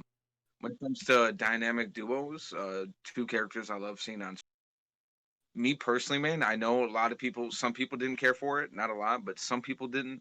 Um, the Melfing's Tony scene, I really really love. Um, getting to see, and you had mentioned it, the evolution of Dr. Melfi. Mm. Right, she starts off as a woman who's Mm. very afraid of Tony, Mm. and you see her finally become acknowledgeable of the fact that he's not as strong as he Mm. leads off. To, Yeah. right, and hearing Tony go through all of these different things in his life, Mm. like you never get to see that side of that kind of character from a show or a movie, Mm. right? Because we had talked about it before, you know, a lot of the expectancy for a man is to be strong and silent and deal with Mm. shit on your own and not have to fucking, you know what I mean? Mm. Not piss and Gary moan and Cooper, stuff. like Yeah. he so predominantly it says like high noon. Gary Cooper, that man who just takes no shit, walks down there and Yeah. does the business because that's what you. He's That's still what pretty you excused. like. Your role model is like the big strong men like John Wayne, Gary Cooper, Cletus, the silent strong type, and Yeah, yeah, but it's all bullshit because I mean, yeah, it is. if you watch any of like the crime documentaries or anything Mm. like that, you end up finding out whether it's told directly through the documentary or Mm. just gathering clues yourself. Mm. A lot of these dudes that were criminals and crime bosses and Mm. syndicate leaders, they were emotional little fucks, Mm. just like the rest of Mm. us, right? Like, and that's why I said I think that's why I love that duo because you got to see a side of a gangster that normally doesn't get shown on screen Mm. that everybody knows is there, but nobody ever wants to talk about. Yeah. And now you have to talk about, right? Like you Mm. have to talk about the mental weight of somebody, even if they're a fucking sociopath, Yeah. right? Like you have to talk about it, Mm-hmm. and that's why that's why I love that No, duo. that's a good duo. That's a good call. That's a good call. Also, another duo that I liked would have to be Bobby and Junior. Like, it's like Yeah, one's like Junior is like the husband, and Bobby's like the wife. You know, did you get those pickles? You know, and he's yeah, like, oh, I was going down the street. I got to do a pick of a package, and there was all these good little interactions with each other. And even small base characters who maybe only were in a couple episodes or a few episodes, like the one-legged blonde Russian, like that Anthony eventually bangs. Like I thought she was a really cool character, but like there's just so many characters in the show that you just liked that it's hard to pinpoint. Um, it's just so hard to, like I said, man, it's so hard to pick such a favorite episode. But that one with Steve Buscemi and James Gandolfini and Michael, what's his name? Michael. Oh my God, Christopher is played by I even got a thing here. What was his name? Michael Scurio. Imperioli? Michael, Jesus, my phone is Michael Imperioli is Christopher. Yeah. Hey, Tyler, can I ask you a question? What would have to be your favorite Sopranos episode? Probably like White or the one where Paulie and Chrissy get lost in the woods and shit. That's funny. In as the, fuck. Yeah, Ryan Barron's that's a good one. Hey, Yeah. I'm telling you, Tyler, that episode is probably my second favorite episode of all time. That's Like, Hershey's second favorite episode. That would be up there. The one that's where they're trapped in the snow. Oh yeah, I like that- White because also gives funny- Johnny Sack like a bit of like humanity to him, how he doesn't care how his wife is and stuff like that. What's the other one? You know, like when they make a joke about Johnny Sack's wife, and it's all Yeah. about a weight problem and Yeah. shit, and he says he doesn't give 95 a shit, pole. he says he Yeah. still loves her and all that. Like Johnny Sack, Yeah. easily like out of most of the characters in the show, he cares about his family the most. Yeah, I agree. He was Yeah. a family man. Yeah. He was a family man. At the start, Yeah. he just had this fucking smooth, like, just talk to him. I like Just- Johnny just Sack. He had was a this- smooth motherfucker. Yeah, he was cool. He was really cool. And then Dude, here's another I'll tell you character. what. Yeah. I loved him. For a And cereal Bill box Burr, he's, cartoon like, guy? on the show. Yeah. for a cereal box cartoon guy, Johnny Sack was the fucking real deal, dude. Yeah, he was cool. And I Dude, like there was a He scene. looks like Count Chocula. I don't care what anybody Yeah, says. Count- Ever since Count- the joke was made Yeah, I in know. the show, dude. And then, dude, what I really loved is when Tony called fucking what was the guy's name? Phil. He called him the Shah of Iran. That was fucking great, dude. The fucking Shah of Iran is like that's something that not many people know What about, is but the like when you Chavaran? What is it? so, dude, just look it up, man. Just look it up. You're gonna laugh your fucking ass off. But basically, Shah of Iran was like this very Probably having something to do with his eyebrows or some shit. Like a prominent. military political leader, Oh, okay. essentially. Yeah, but Yeah. but like as Tyler was saying about Johnny Sack, is like when they made that joke about his wife's weight problem, he took that so personally. Like I want something done about it, you know. He wanted the guy dead. He wanted. him I want dead that for fucking. the No, he wanted him dead. But Yes. but then there's a scene like he says like honey I'm gone, and he gives her a hug and a kiss and he drives off and he comes back and he's looking for her and she's downstairs eating chocolate Yeah. and he goes You and you thought she was cheating on him or something. I thought she was going to cheat on him or something, but no, she didn't. But she was downstairs in her chocolate, and he goes, blah blah blah. But he was angry with her. But it's like, do what you want, honey. He wasn't angry at her because he was like eating the food, but he was angry that she lied to him. Yeah, Because I think he said, was "I will still be disappointed. alright." He said, "I'm fine with the way you are. I don't care, just as long as you're happy." You know what? Yeah.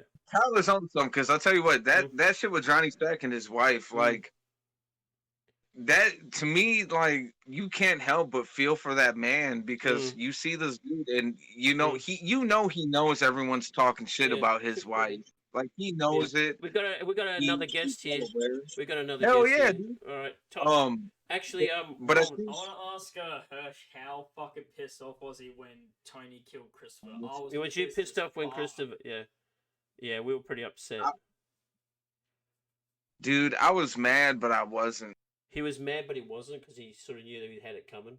Yeah, like I was mad, mad. something like that, but just the way he did. But the thing that pissed me off the most about how Tony reacted to it is he made a bunch of excuses to himself on like why it was a good thing. And not to mention, he specifically went over to Las Vegas just to fuck this chick that Christopher knew or something like that. That's how much I think he fucking spited him. I Yeah, think he because didn't Tony like was him a at all. scumbag, dude.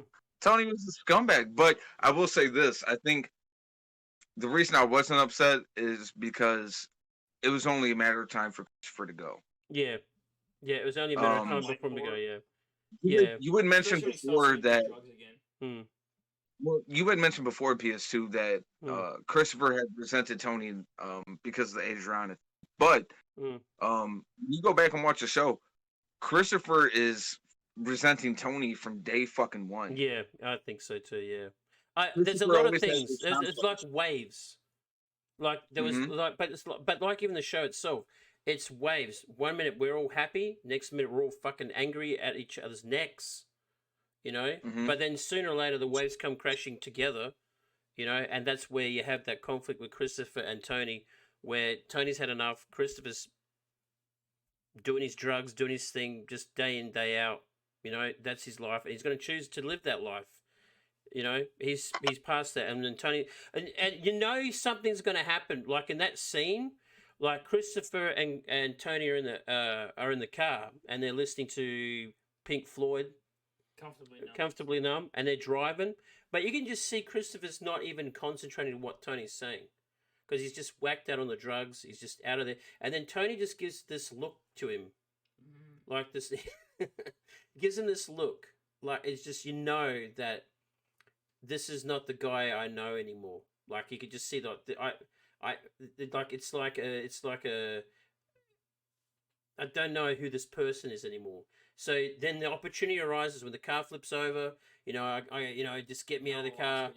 You know, just get me in the car, give me a taxi, cab. I'll drive myself to the hospital. No one's going to question. No, you know, I got drugs in my system, and then he's looking around. He's like got his phone in his hand. Nah, this is my time. If I don't do it now, I'll never get a chance like this. See, he's an opportunist. You know, boom. This is the thing. Tony had every fucking excuse to kill Christopher. Right? Oh, He had yeah. every excuse. Yeah. The excuses he used were bullshit, but just look at it from this perspective. Okay? Big Puss, who is like a brother to him, right? Big Puss, yeah. He flipped on Tony because of drugs. That was the only reason. If he hadn't got fucking caught with that heroin, yeah, Big Puss would have never turned informant. There would have never been any of that shit, and he would have still been alive. Yeah. Right? Yeah. But the drugs fucked everything up. And Tony had mentioned numerous times before, Christopher is the future of the Soprano family. He was an informant before the heroin. Was he? Yeah, because they brought up in the later seasons, and it's like, oh yeah, back in those few years ago on Christmas, he had a wire on, but that's why they didn't want to take off the Santa clothes. That's why nothing happened to him during the heroin thing, so they already caught him out before. Yeah. No, that's when they realized. That's when they got assurance that he flipped, because the thing was they were trying to figure out when the fuck it happened, because there was a time where he disappeared for like 3 or 4 days when there was supposed to be a sit down. Yeah, there was a big sit down between Junior and somebody else. I think it was one of the Prios, right? Yep. Oh, okay. And Big Puss was supposed to be there. He didn't show up, and then he came back after, and that's when they were like, "Oh shit!" So they ended up finding out that he got busted for all that heroin that he was trying to move on the side, and they turned him out 7 or 8 hours later to make sure he was back out on the street making money, so Tony wouldn't know. Yeah, but I remember that specifically. But that was a good memory. Well, it was just sad because Bobby was just such a cool ass character. I feel like easily the most fucked up death though was AIDS, like Adriana's. Yeah, that was a rough one to watch, because like she was an innocent. She was like the deer caught in the headlights, and bam, she was just a genuinely nice person. She was naive. She was naive. Exactly. She was so naive, and perfect word. Honestly, the day that the FBI approached her is the day she should have went to Christopher and said, "Look, FBI approached me. I haven't said shit. I wanted to tell you first, and none of this would have happened." I mean, he would have been pissed, but because like she's naive, they coerced her. They knew what to say to her because she's a weak person, you know. And then, and it's really hard because like there was a scene in that show where she's with all the girls, you know, sitting there watching a movie, and they're having their movie night and book, you know, all this bullshit that they do. And she wants to say something. You could tell it's eating at her, and it's making her sick. She's physically ill from all this guilt. She has guilt. She's so sick, and you could just tell it's eating away. And then she just runs away from it because she knows the moment she says something, it's going to put her in jeopardy and Christopher in jeopardy. And then she's got no choice but to say it. But when she's speaking, like, you know, that scene where she's saying, "Look, you know, and you don't see it from her perspective, but you see it from Christopher's perspective, the way he's looking at her, and he's just blank. But his eyes say everything. Like, you look at his eyes, like he's just got 100 things going through his head on what's going to happen. Because now, what does she know? What has she said? What did the FBI know? What do I do? And he starts to kill her, like choke her out. And he can't because he loves her. He feels bad.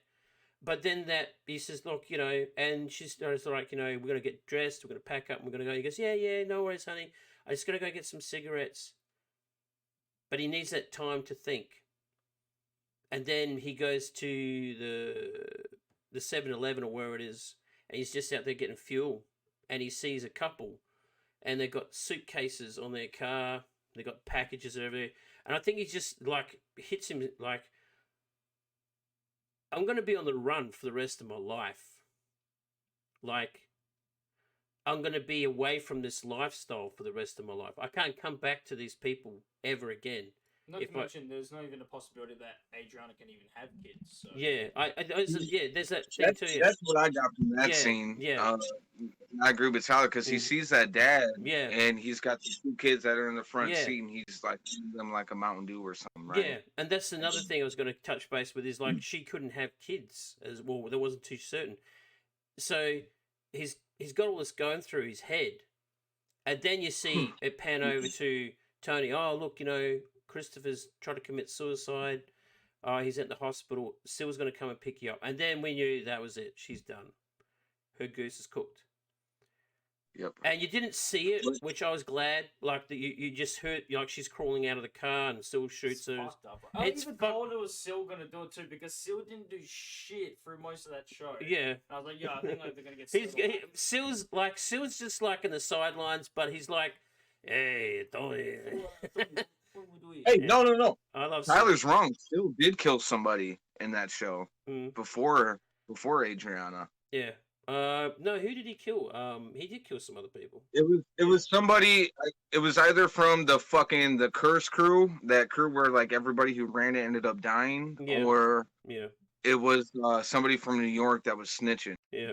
Because there was a scene where he goes in the house and the dude has like a little dog and still has the fiber wire and he fucking he chokes the guy. Yeah, he does choke the guy. Yeah. It's fine. That guy should have got a bigger dog, man. The guy should have got a bigger dog. Yeah, exactly. I love exactly. Syl. A little chihuahua. Like Syl to me was like because you see all these mob guys. His wife is hot too. His wife was a cutie, and did you know that is actually his real wife in real life? Oh, really? Yeah, Hirsch told me. But what's really cool is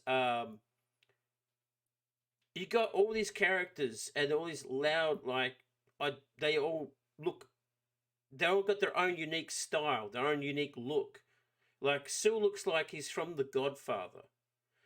You know what I mean? Like he's got that slick back hair. He looks like Al Pacino. He almost got that Dick Tracy vibe about him too. Like he's like a caricature.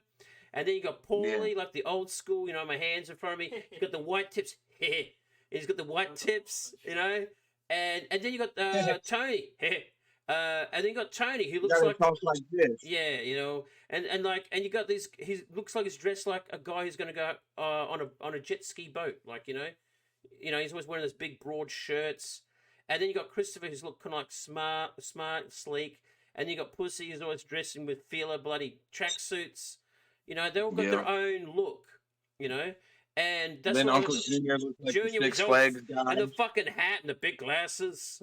What about Fucking like those Mr. like, just, like, Yeah. little, like acting moments? What about the bit where Carmela like she like starts like to she just has that huge breakdown of like Tony and stuff like that? Oh, he was talking about that. How good of like just acting from her was in that bit? That's really good. Yeah, I must admit when she cried, like when she did a scene where she was crying, like looked genuine. that was like some genuine crying, and that's what I liked about the show is like, and like when we was touching on when there was that fight scene between Bobby and Tony, and you said that it was real. I was actually watching the podcast with the actor who played Bobby. I can't remember his name. Let me check here. He said like, "Oh, we should go at it," like because Tony said, "Oh, no." James Gandolfini said, "We should just go at it, like try and make this as real as possible." And he goes, "Don't mind the mane here. You look like the lion from the Wizard of Oz, for fuck's sake, Tyler." But as I was saying, get out of here, you freaking roadie from Iron Maiden. But as I was saying, they try to make it realistic as they possibly could, you know. And there were blows. There were blows. He said that there was cut marks in his throat where he grabbed him. He had his necklace around him and really roughed him up, and he had some scuff marks and shit. They try to make that as real as possible, and that's what I love about this show. Is like It's not like another day in, day out job. And like they were saying, like they were doing 9 months for a whole season, like 9 months out of a year to do the whole season. They said that James Gandolfini, like, because he was one of the most used actors in the show, he was doing 16-hour days where Yep. he'd be asleep. He'd be having like a couple hours sleep on his chair, wake up, and the lady be there with the script book ready to read lines with him, saying, "Ready, you ready to read these lines?" That's how demanding the show was. And also, there's another thing I read about is like when the whole show was wrapped up and ready to go, some actors were called back in because they might have done a scene with an actor. It might have been really small role, but they just didn't like how it panned out with a certain actor, so they replaced that actor with someone else. So they had to redo the scene because that's how dedicated these people were to the show. If it didn't look right, like a certain jigsaw puzzle wasn't fitting right well in that whole show, they would take that piece out and redo it again. That's how dedicated these people, and I think that's why this show, yeah. Yeah, well, a perfect example, right? Adriana, she was another person that initially was supposed to just be in a couple episodes as the hostess for Artie Bucco's restaurant, and that's it. And they saw her on screen, they liked her, and they said, "Fuck it, let's make a role for her." Yeah. And anytime that you have writers and a director that can not only present a story that you love, but be able to be flexible enough to where they can do stuff like that on the fly. Yeah. That you're not going to be able to find that. I mean, No. you touched on it before we went on this video. It's really hard to find a television show that lives up or makes you feel as much as you do after watching Sopranos. Yeah. You know, and obviously anybody watching this, you know it, but anybody who hasn't watched it, just watching this for shits and giggles, like there are certain parts of entertainment that do change you, right? Like there's a song that you hear that fucking changes you. Yep. There's a movie that you see that has a scene that changes you. Sopranos is a television show that not only will have a moment that changes your perspective on something, but it will change the way that you watch and the way that you expect television to be. Oh, hell yeah. I wholeheartedly Well agree. thought out characters, great plot lines, good character arcs, and believable. That's the most important part. Something that's. I wholeheartedly agree with you on that because like it's just something when you watch it's like when you go to a nice restaurant and you have like the best steak and nothing compares to that steak and that's what you expect from now on wherever you go. You want well this steak's not bad, but remember that place we went to? It was really, really good. After watching The Sopranos, I found it really, really hard to watch another series to get into. You know,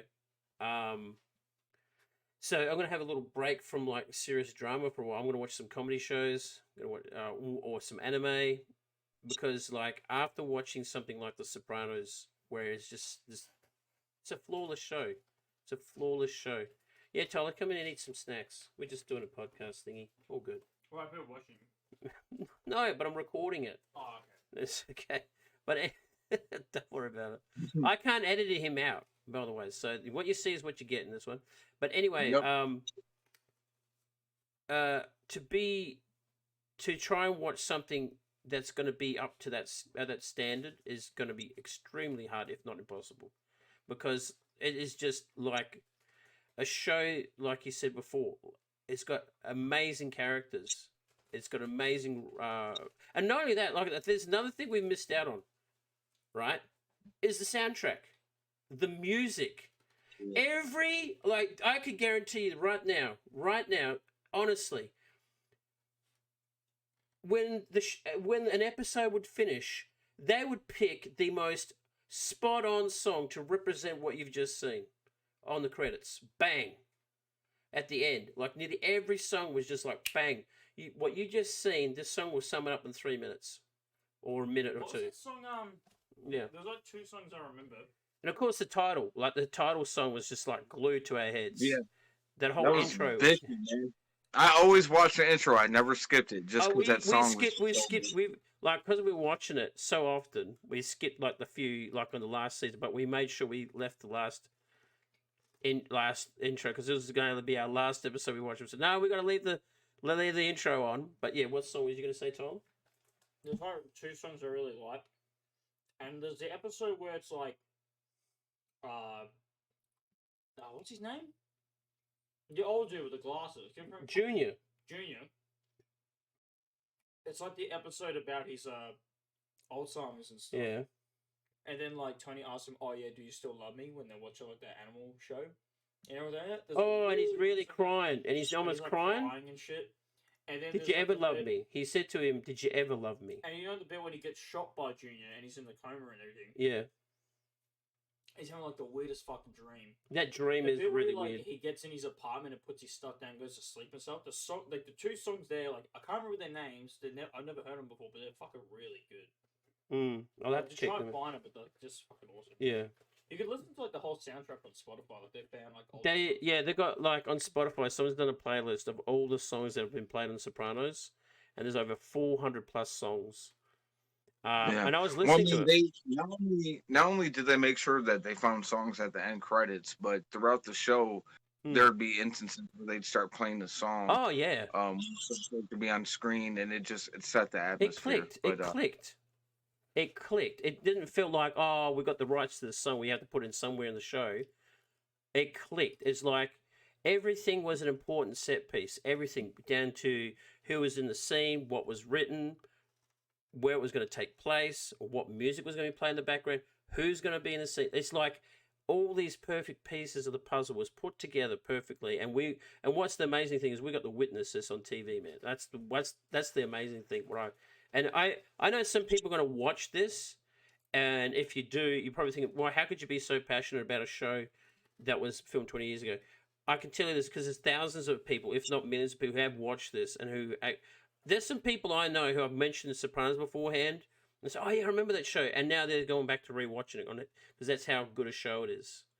You know how like some people, like there's some people who are Friends people, there's some people who are like Seinfeld people, and then there's people who are and like The Office, like these shows that you can just go back to rewatch, right? I feel that you could probably rewatch The Sopranos definitely, but it's going to take a lot out of you. Like I'm planning on rewatching it again sometime soon.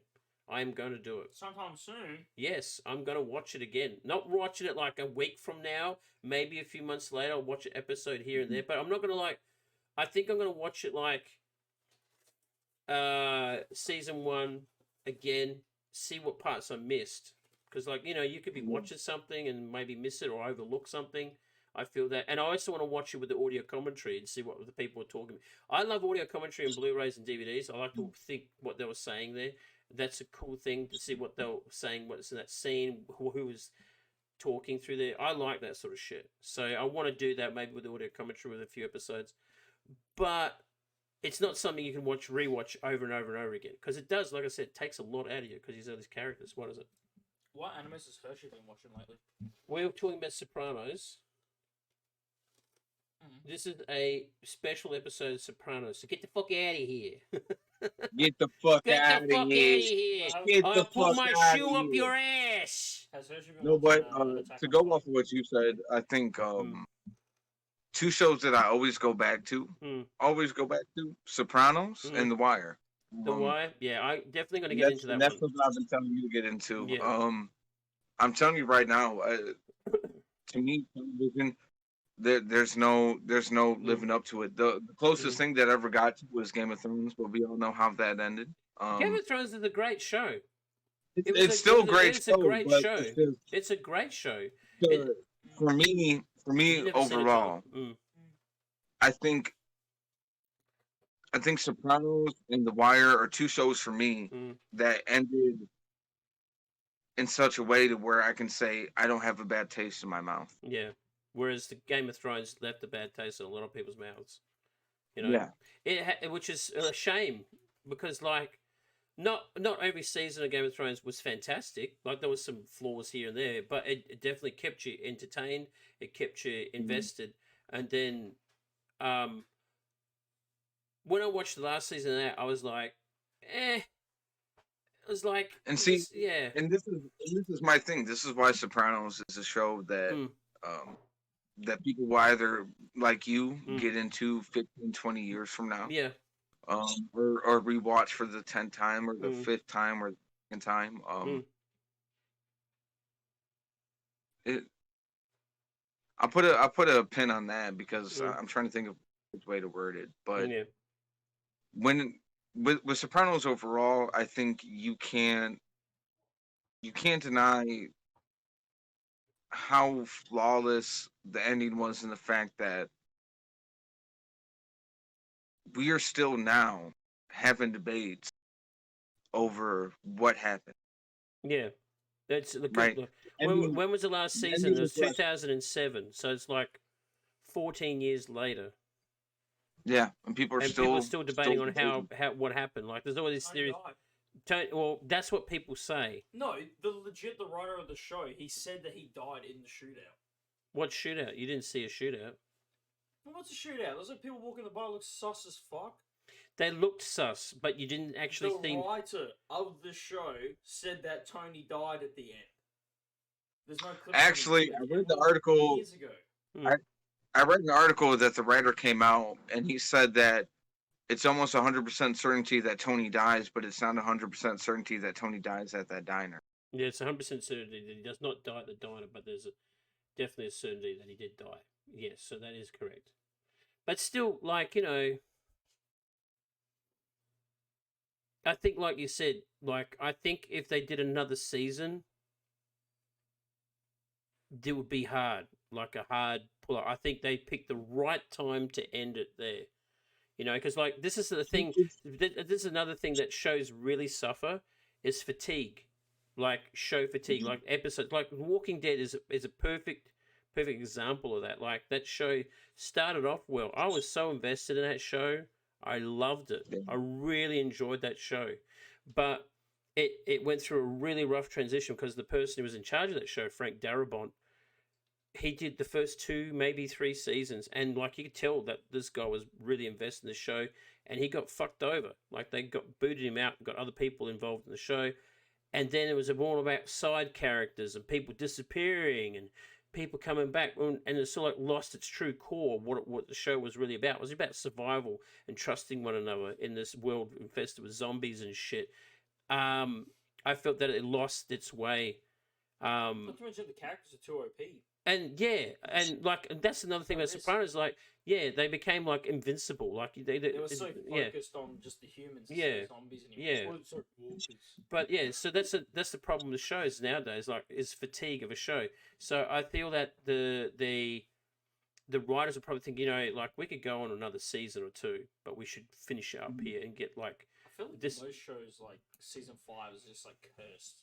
No, I don't think of that. Like, look, Breaking Bad is a great example of that, where it finished at the right time.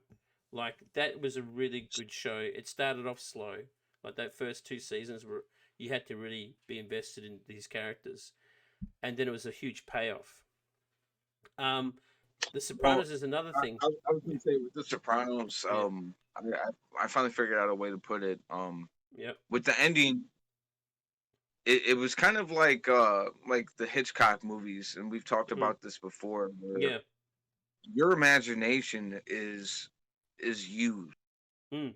A lot of times when we watch a movie, we're just kind of on this rail, and we're oh, there's the thing to our left, oh, there's the thing to our right. But with the ending of Sopranos, we are the rail. We decide left, do we go right? And that's a beautiful thing because at the end of it, there were so many things that happened in the lead up to that to the end episode of Sopranos to lead you to believe that there's 3 different endings. Right? The one ending, the one that Tyler's talking about, where he gets fucking whacked in that diner in front of his family. The other ending where Tony goes off and he lives his life with his family and ends up dying of cancer, which is something that he ended up getting in the show, if you remember. Yep. Or the third one, where he doesn't necessarily die in that diner, but because of how complicated he is and all the problems he's caused, they fucking kill him. Yeah, they fucking kill him. Yeah. So there's either. I was just gonna say, and I talked to you before about my theory about how how the ending of it happens, which is the New York family reached out to Paulie, said, "Hey, everybody who is the most loyal to Tony's gone. We know that you were loyal to him, but we also know that you've been looked over a little bit. You haven't been able to take care of fully. You become the new boss of Jersey, work with New York, and that's that."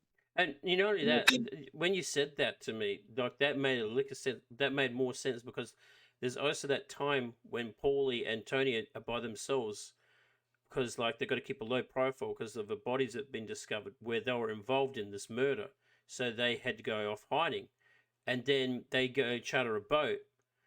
And you can see Paulie's on edge because like it's just him and Tony's an opportunist.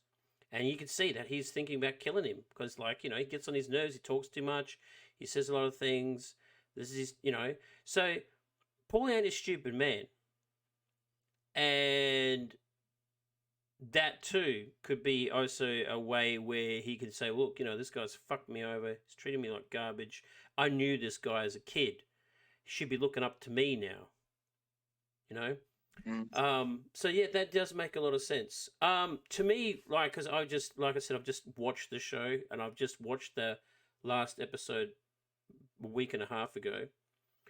I don't know where I would say where I sit with what the ending is, but I don't think it's good for Tony. That's all I can say where that is. Whether it's someone who, because and not only that, like. Tony had a lot of enemies. Like Johnny Sack died. Obviously, you know he's got associates there where, you know, he might have made amends with Johnny Sack in ways, but Johnny Sack's got people there. And not only that, Phil, when he died, he was a very, you know, he said he had family all over the world. You know, they were called the Leonardos, but they had to change their name to Latardo because, you know, you excuse me. So he could have had someone who obviously wanted revenge as well. Because like he died, plus his brother got killed by Tony's cousin, and there was no real proper retribution for him because they said like we should be involved, we should have done him, not you. You took it in your hands. You took away our revenge. You took that away from us. So there's so many factors, and that's what I think. That's what this good about this show is because they let you decide. Like you said, you got to think what happened. It's no open and cut case. There's no open or closed ending. You got to think how you think, and you can have so many debates, and that's why this show people are still talking about it 20 years ago now because of the way it was written, way it ended. They did it just perfectly. Because there's no open and shut book. Like, you know, you read it at the end of the book and you say, oh, yeah, the butler did it. They're letting you decide on how you think on, like, how it happened. What's your theory? And that's the best damn way to do a show where it goes, what? We can't end like that. What are you talking about? And then you sit back and you got to sit back and think, they're like, what the fuck? Like, maybe this happened or that happened. What happened afterwards? I mean, there was also that commotion with Meadows' car. Like she was scraping it, and like Tony's on edge. He hears the scraping of the car. Like, is that a gunshot? So maybe he knew someone's got a whack. Like he's going to whack him. Maybe he just found out someone maybe rang him up and said, because there's another thing, right? He's with his family. Another thing that I just thought of. He's with his family, and they say. They don't involve family, right? No, they don't hurt family. They don't hurt family. But so maybe he's using his own family as a shield so he doesn't get whacked. You know, there's another thing, you know. There's just so many factors playing in your head. They wouldn't care about that. I know, but it's just... Because they legit killed Phil right in front of his fucking wife and, like, these little baby kids. Phil's that's true. Fuck.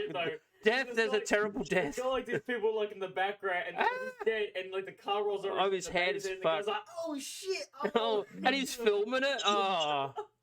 But, like, it's true. That's true. But there's just so many things that go through your head. I love Phil, though. They probably wanted to whack Tony, like, the Brooklyns gang, they probably wanted to whack Tony not just because he killed Phil, but because how he did it. I don't know. I think it wouldn't be them because like these guys need to make money as well. And when it all comes down to the end, it's about earning green. And like he was in hiding, no one's earning a paycheck because everyone's fucking too busy whacking everybody, and they're losing soldiers left, right, and center. It's all about the business. So they were trying to get the business back in order and trying to appease everyone and to get things back in order. And like, hey, you can have a bit more of this place, you can have a bit of that place. I think if it was going to be someone, it might have been Hirsch said, Paulie. Paul, yeah. Well, Hirsch said that someone maybe said to him, like, look, if we whack Tony and you work with us, you could be now the new leader of Jersey. Because, like, if you think about it, Paulie was treated like crap by Tony, wasn't he? Especially in the later episodes. Like, he was just treating him like garbage.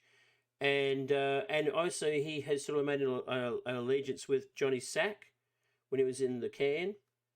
Because Johnny Sack was pretty close to him. Yeah, but then again, when he was like talking to Johnny Sack, he was talking to Carmine, the old Carmine. Yeah. And he was like, "Hey, do you remember me? I'm Paulie," and all that kind of stuff. And he's like, "No, who are you?" and all that. So he knew Johnny Sack. Yeah, that makes so it. that could have altered his opinion of joining other sides. And not to mention, you got to think about it. When they talk about, you remember that guy that Richie April like crippled in the early seasons? Yeah, I loved him. And he's talking to him. He was telling Tony about like Polly. He's like, "You got to admit, Polly has lived alone for like all of his life pretty much. He doesn't have a wife and kids and all that. It's like you guys like his only family. I don't think he would, even now." I feel like he would never do anything to like fucking disrespect you or anything like that, or like betray you and shit. I feel like at that time he was just in a pissy mood, like kind of like with Sil. Remember when Sil had that whole like phase where he was like getting pissed off about the whole Christopher Columbus thing? Yeah. And then he just fucking forgot about it because Tony had talked his ear off or something. Yeah. I mean, but there's so many factors. That's what I'm saying. They're grown-ass men, yet they can have really childish reactions. That's true. Yeah. That's true. Especially fucking Tony. Tony can have reacted in the most, like, childlike ways. Yeah. Oh, that's a good... The bit when he fights Bobby, and he's like, "Yeah, you're like 3 or 4 years younger than me now. That probably had an effect. You wouldn't know that, though," and all that kind of shit. And then, like, because he just had to have the power, he got Bobby to whack someone for the first time and all that kind of shit. Yeah. Because he lost. Yo, did you see that fucking grizzly, like, Austin Powers chest hair Bobby was rocking, though, with the garment of his shirt? Damn, bro, it's a fucking gorilla. Oh, shit. Ooh. It's a fucking silverback. All right. So I gotta ask one question because my phone's starting to die, and I gotta get wrapping up. Yeah, no, but I gotta ask. Yeah. I gotta ask you this. Okay. How much different do you think the whole situation with Phil would have been had Furio and Carmella not fucked up and caught feeling? Sorry, what was that? Phil? So, Furio. Yeah, I remember Furio. Ponytail. Yeah. How much different would the situation have been with Phil had Furio not fucked up and gotten involved with Carmella? How much different do you think it would have been? Shit.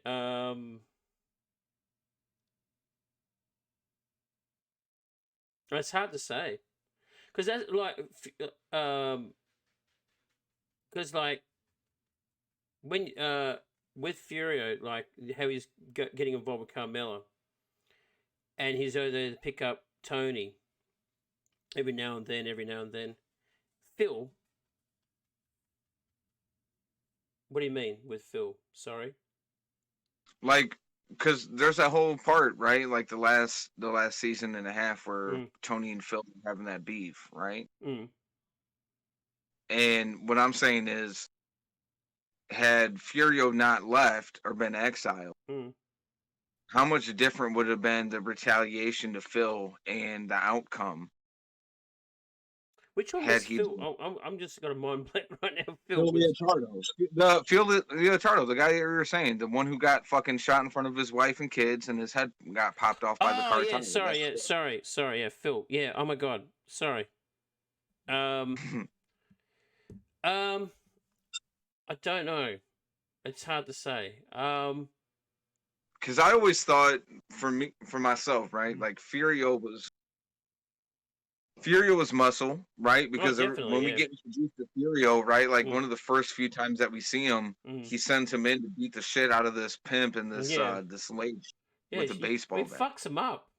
He fucks them up, dude. Yeah. And Furio ain't nobody to fuck with.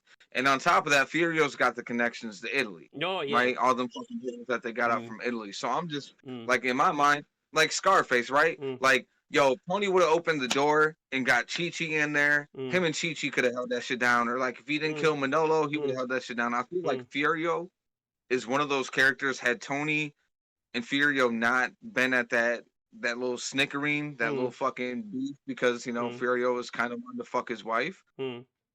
I think Tony's luck would have been a little bit different. I think Mm. the loss of Christopher would have been lessened because yeah, Mm. you lose Christopher, who's a great person, but Mm. you have Furio, who's this young guy, smart, strong, Mm. knows how to do his shit.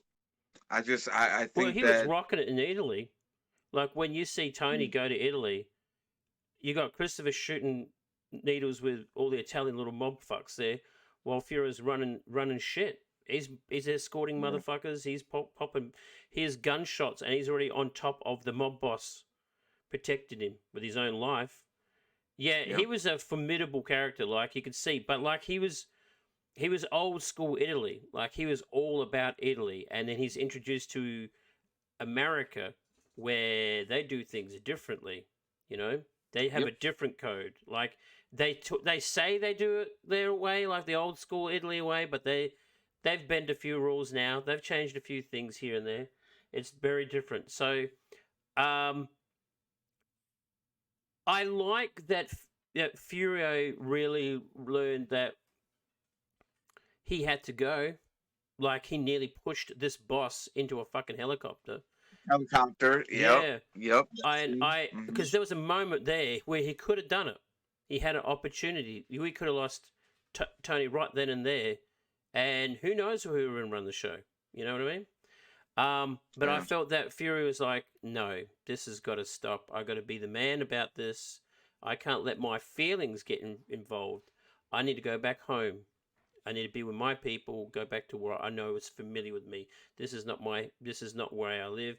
I've never done this sort of. You can just see that it's something he's not comfortable with, and that's why I felt that he fucked off, because he almost did something that would be severely frowned upon, and it brings shame to not only to him but to his family's name, because it's all about the name over there, like, you know. So I feel like he did the right thing. Just like, no, fuck this. I'm not going to get fucked over. Because I'll just get killed anyway, regardless. I've killed a boss, and for what? For his wife, who I'm not going to get to whack, have an affair with. So I think he did the right thing. But yeah, man, like I said, that show's got so much going on with it. It's just. But anyway, let's finish up with this though. How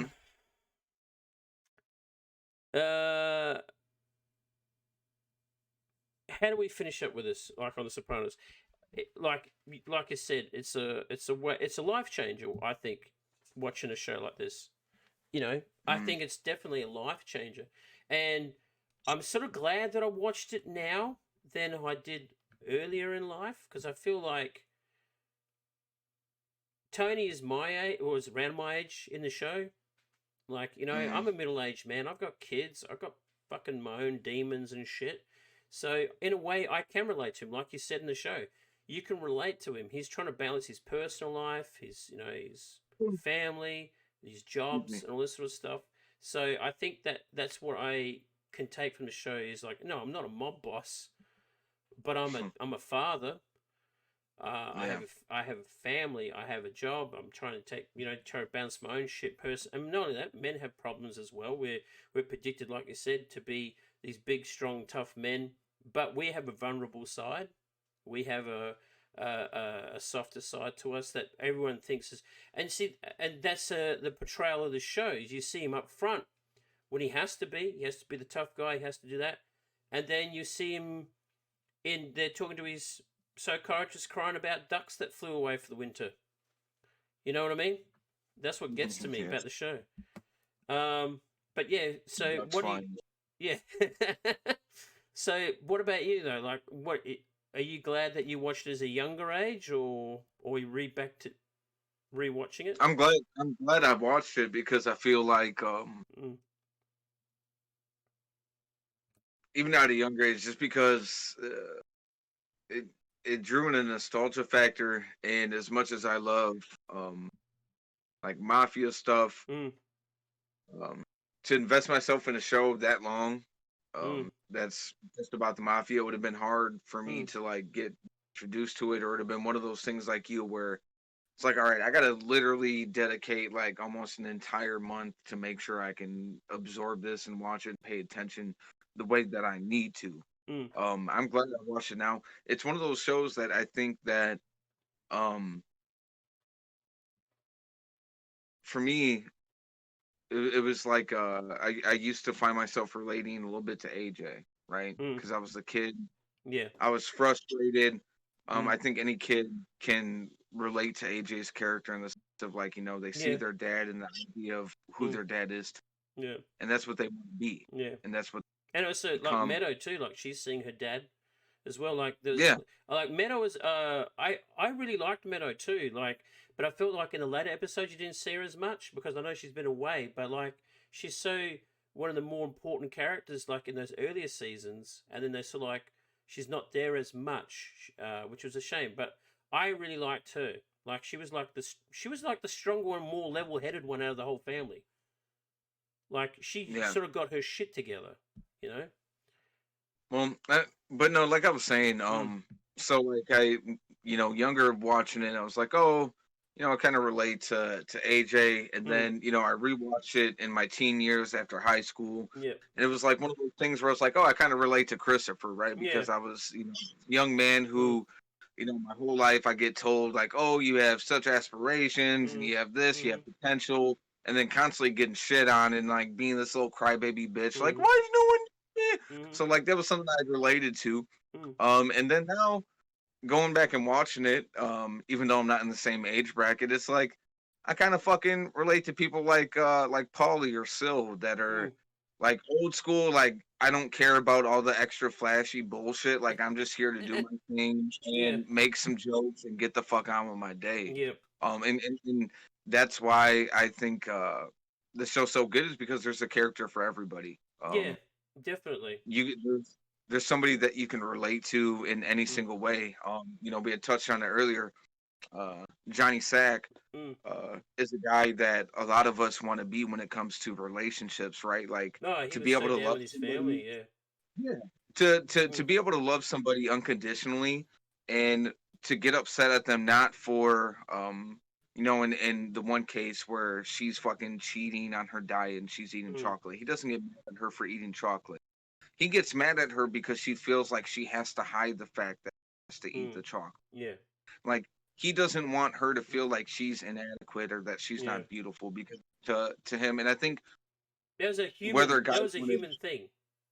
yeah, That but was a human whether thing. It's guys so want to admit it beautiful, or actually. not, like Yeah. I think a lot of us guys kind of want to be able Mm, to be that mm, way. It's a mm, lot harder for us to do that mm, because speaking as a man mm, myself, pretty fucking egotistical, and we mm, think that even though we look like goddamn doormats with a little bit of extra flubber, that we can date goddamn Michelle Pfeiffer from mm. Scarface. Like Yeah. it's not. It's not. It's not likely, man. No, And I it's just not that way at all. I love the humility. I love the Mm, humbleness. I love the actual affection. And then like I said with AJ, like if you're a teenager or somebody who's mm. younger, Yeah, you can identify with it. Or just somebody yeah. who never He's trying really to found a way discover to. himself too. Like as he's Well, progressing as and well in older age, like he's like so against like these wars that are going on. Like as a young man, I think he's just trying to find himself, and trying to find well, he's something trying to new to call progress, him. and he's Yeah, trying to bond with his dad, yeah, and he's yeah, trying to find a way. yeah, And everybody can relate to that. And then mm, with Tony, like you were saying, if you're somebody who's your age or somebody who's a father, mm, it's easy to relate to Tony because you see somebody who is, he may not necessarily do the right thing, but he's trying to do what's right, or at mm, least what's right for him and his family, yeah, and what he's made of for what. yeah, And as a man, anybody can relate to that. yeah, And then with Carmela, with the woman mm, having to fucking take your husband's shit for fucking years and years and mm, years, and like the constant like self isolation and not really having your own identity. Like mm, these are all these are all things that people constantly mm, think about. Whether or not they like to talk about them is a whole different thing. But it's all yeah, stuff that people like. mm. Um, but yeah. I love the show. I love Sopranos. Thank you for having me on to No, talk you're about it, welcome, dude. man. I could talk about Sopranos for another 4 or 5 fucking hours Honestly, if I I could had. do too, dude. But I think we've pretty much touched as much as we could, and because we talked about it for 2 hours. 2 But hours, man. I 2 know hours, my I phone's know. about to die. That's It, that's how long we've been yeah, talking. but it felt very quick. It didn't feel like two Yeah, hours. dude. It was good because, Boom. but It's what I'm over. gonna say is this: like, uh, we could maybe pick another movie or even a show that we both can watch or have watched. Something we could talk about this afterwards. Um, but anyone who's watching, if you've really liked what we've been discussing and want to see more of these sort of videos where uh, we could talk about a movie or a show, please let us know down with a comment. All right, because like the Stone Samurai is someone I can talk about this sort of stuff day in day out. We have similar likes when it comes to movies and shows and stuff like that. Both very passionate about it as well, and I think that's one thing that you have to be when you're talking about shows and movies like this. You got to have passion. You got to have the passion for it, and I do. Like I love films. I love TV shows. I love when things click with you, and that's why I wanted to talk about The Sopranos because like I felt this is something that you can discuss with people who have watched it and have appreciated it. Not just someone who just, oh yeah, I watched a few episodes, it's not bad. Yeah, it's all right. No, you can't talk to those people. You got to talk to someone who is like, oh, did you see this episode? Oh my god, it was amazing. You have to talk to people who have that same passion as you about it. And definitely the Stone Samurai is one of those guys. But anyway, thanks for coming in, man, and talking about it. We'll definitely pick another movie or show. And if you like this, please like and subscribe. You fucks.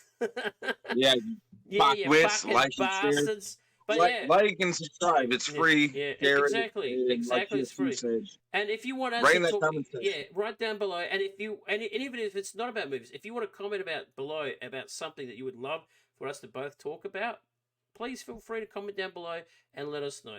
And on that note, we're going to end it right there. Thanks for watching and cheerio for now.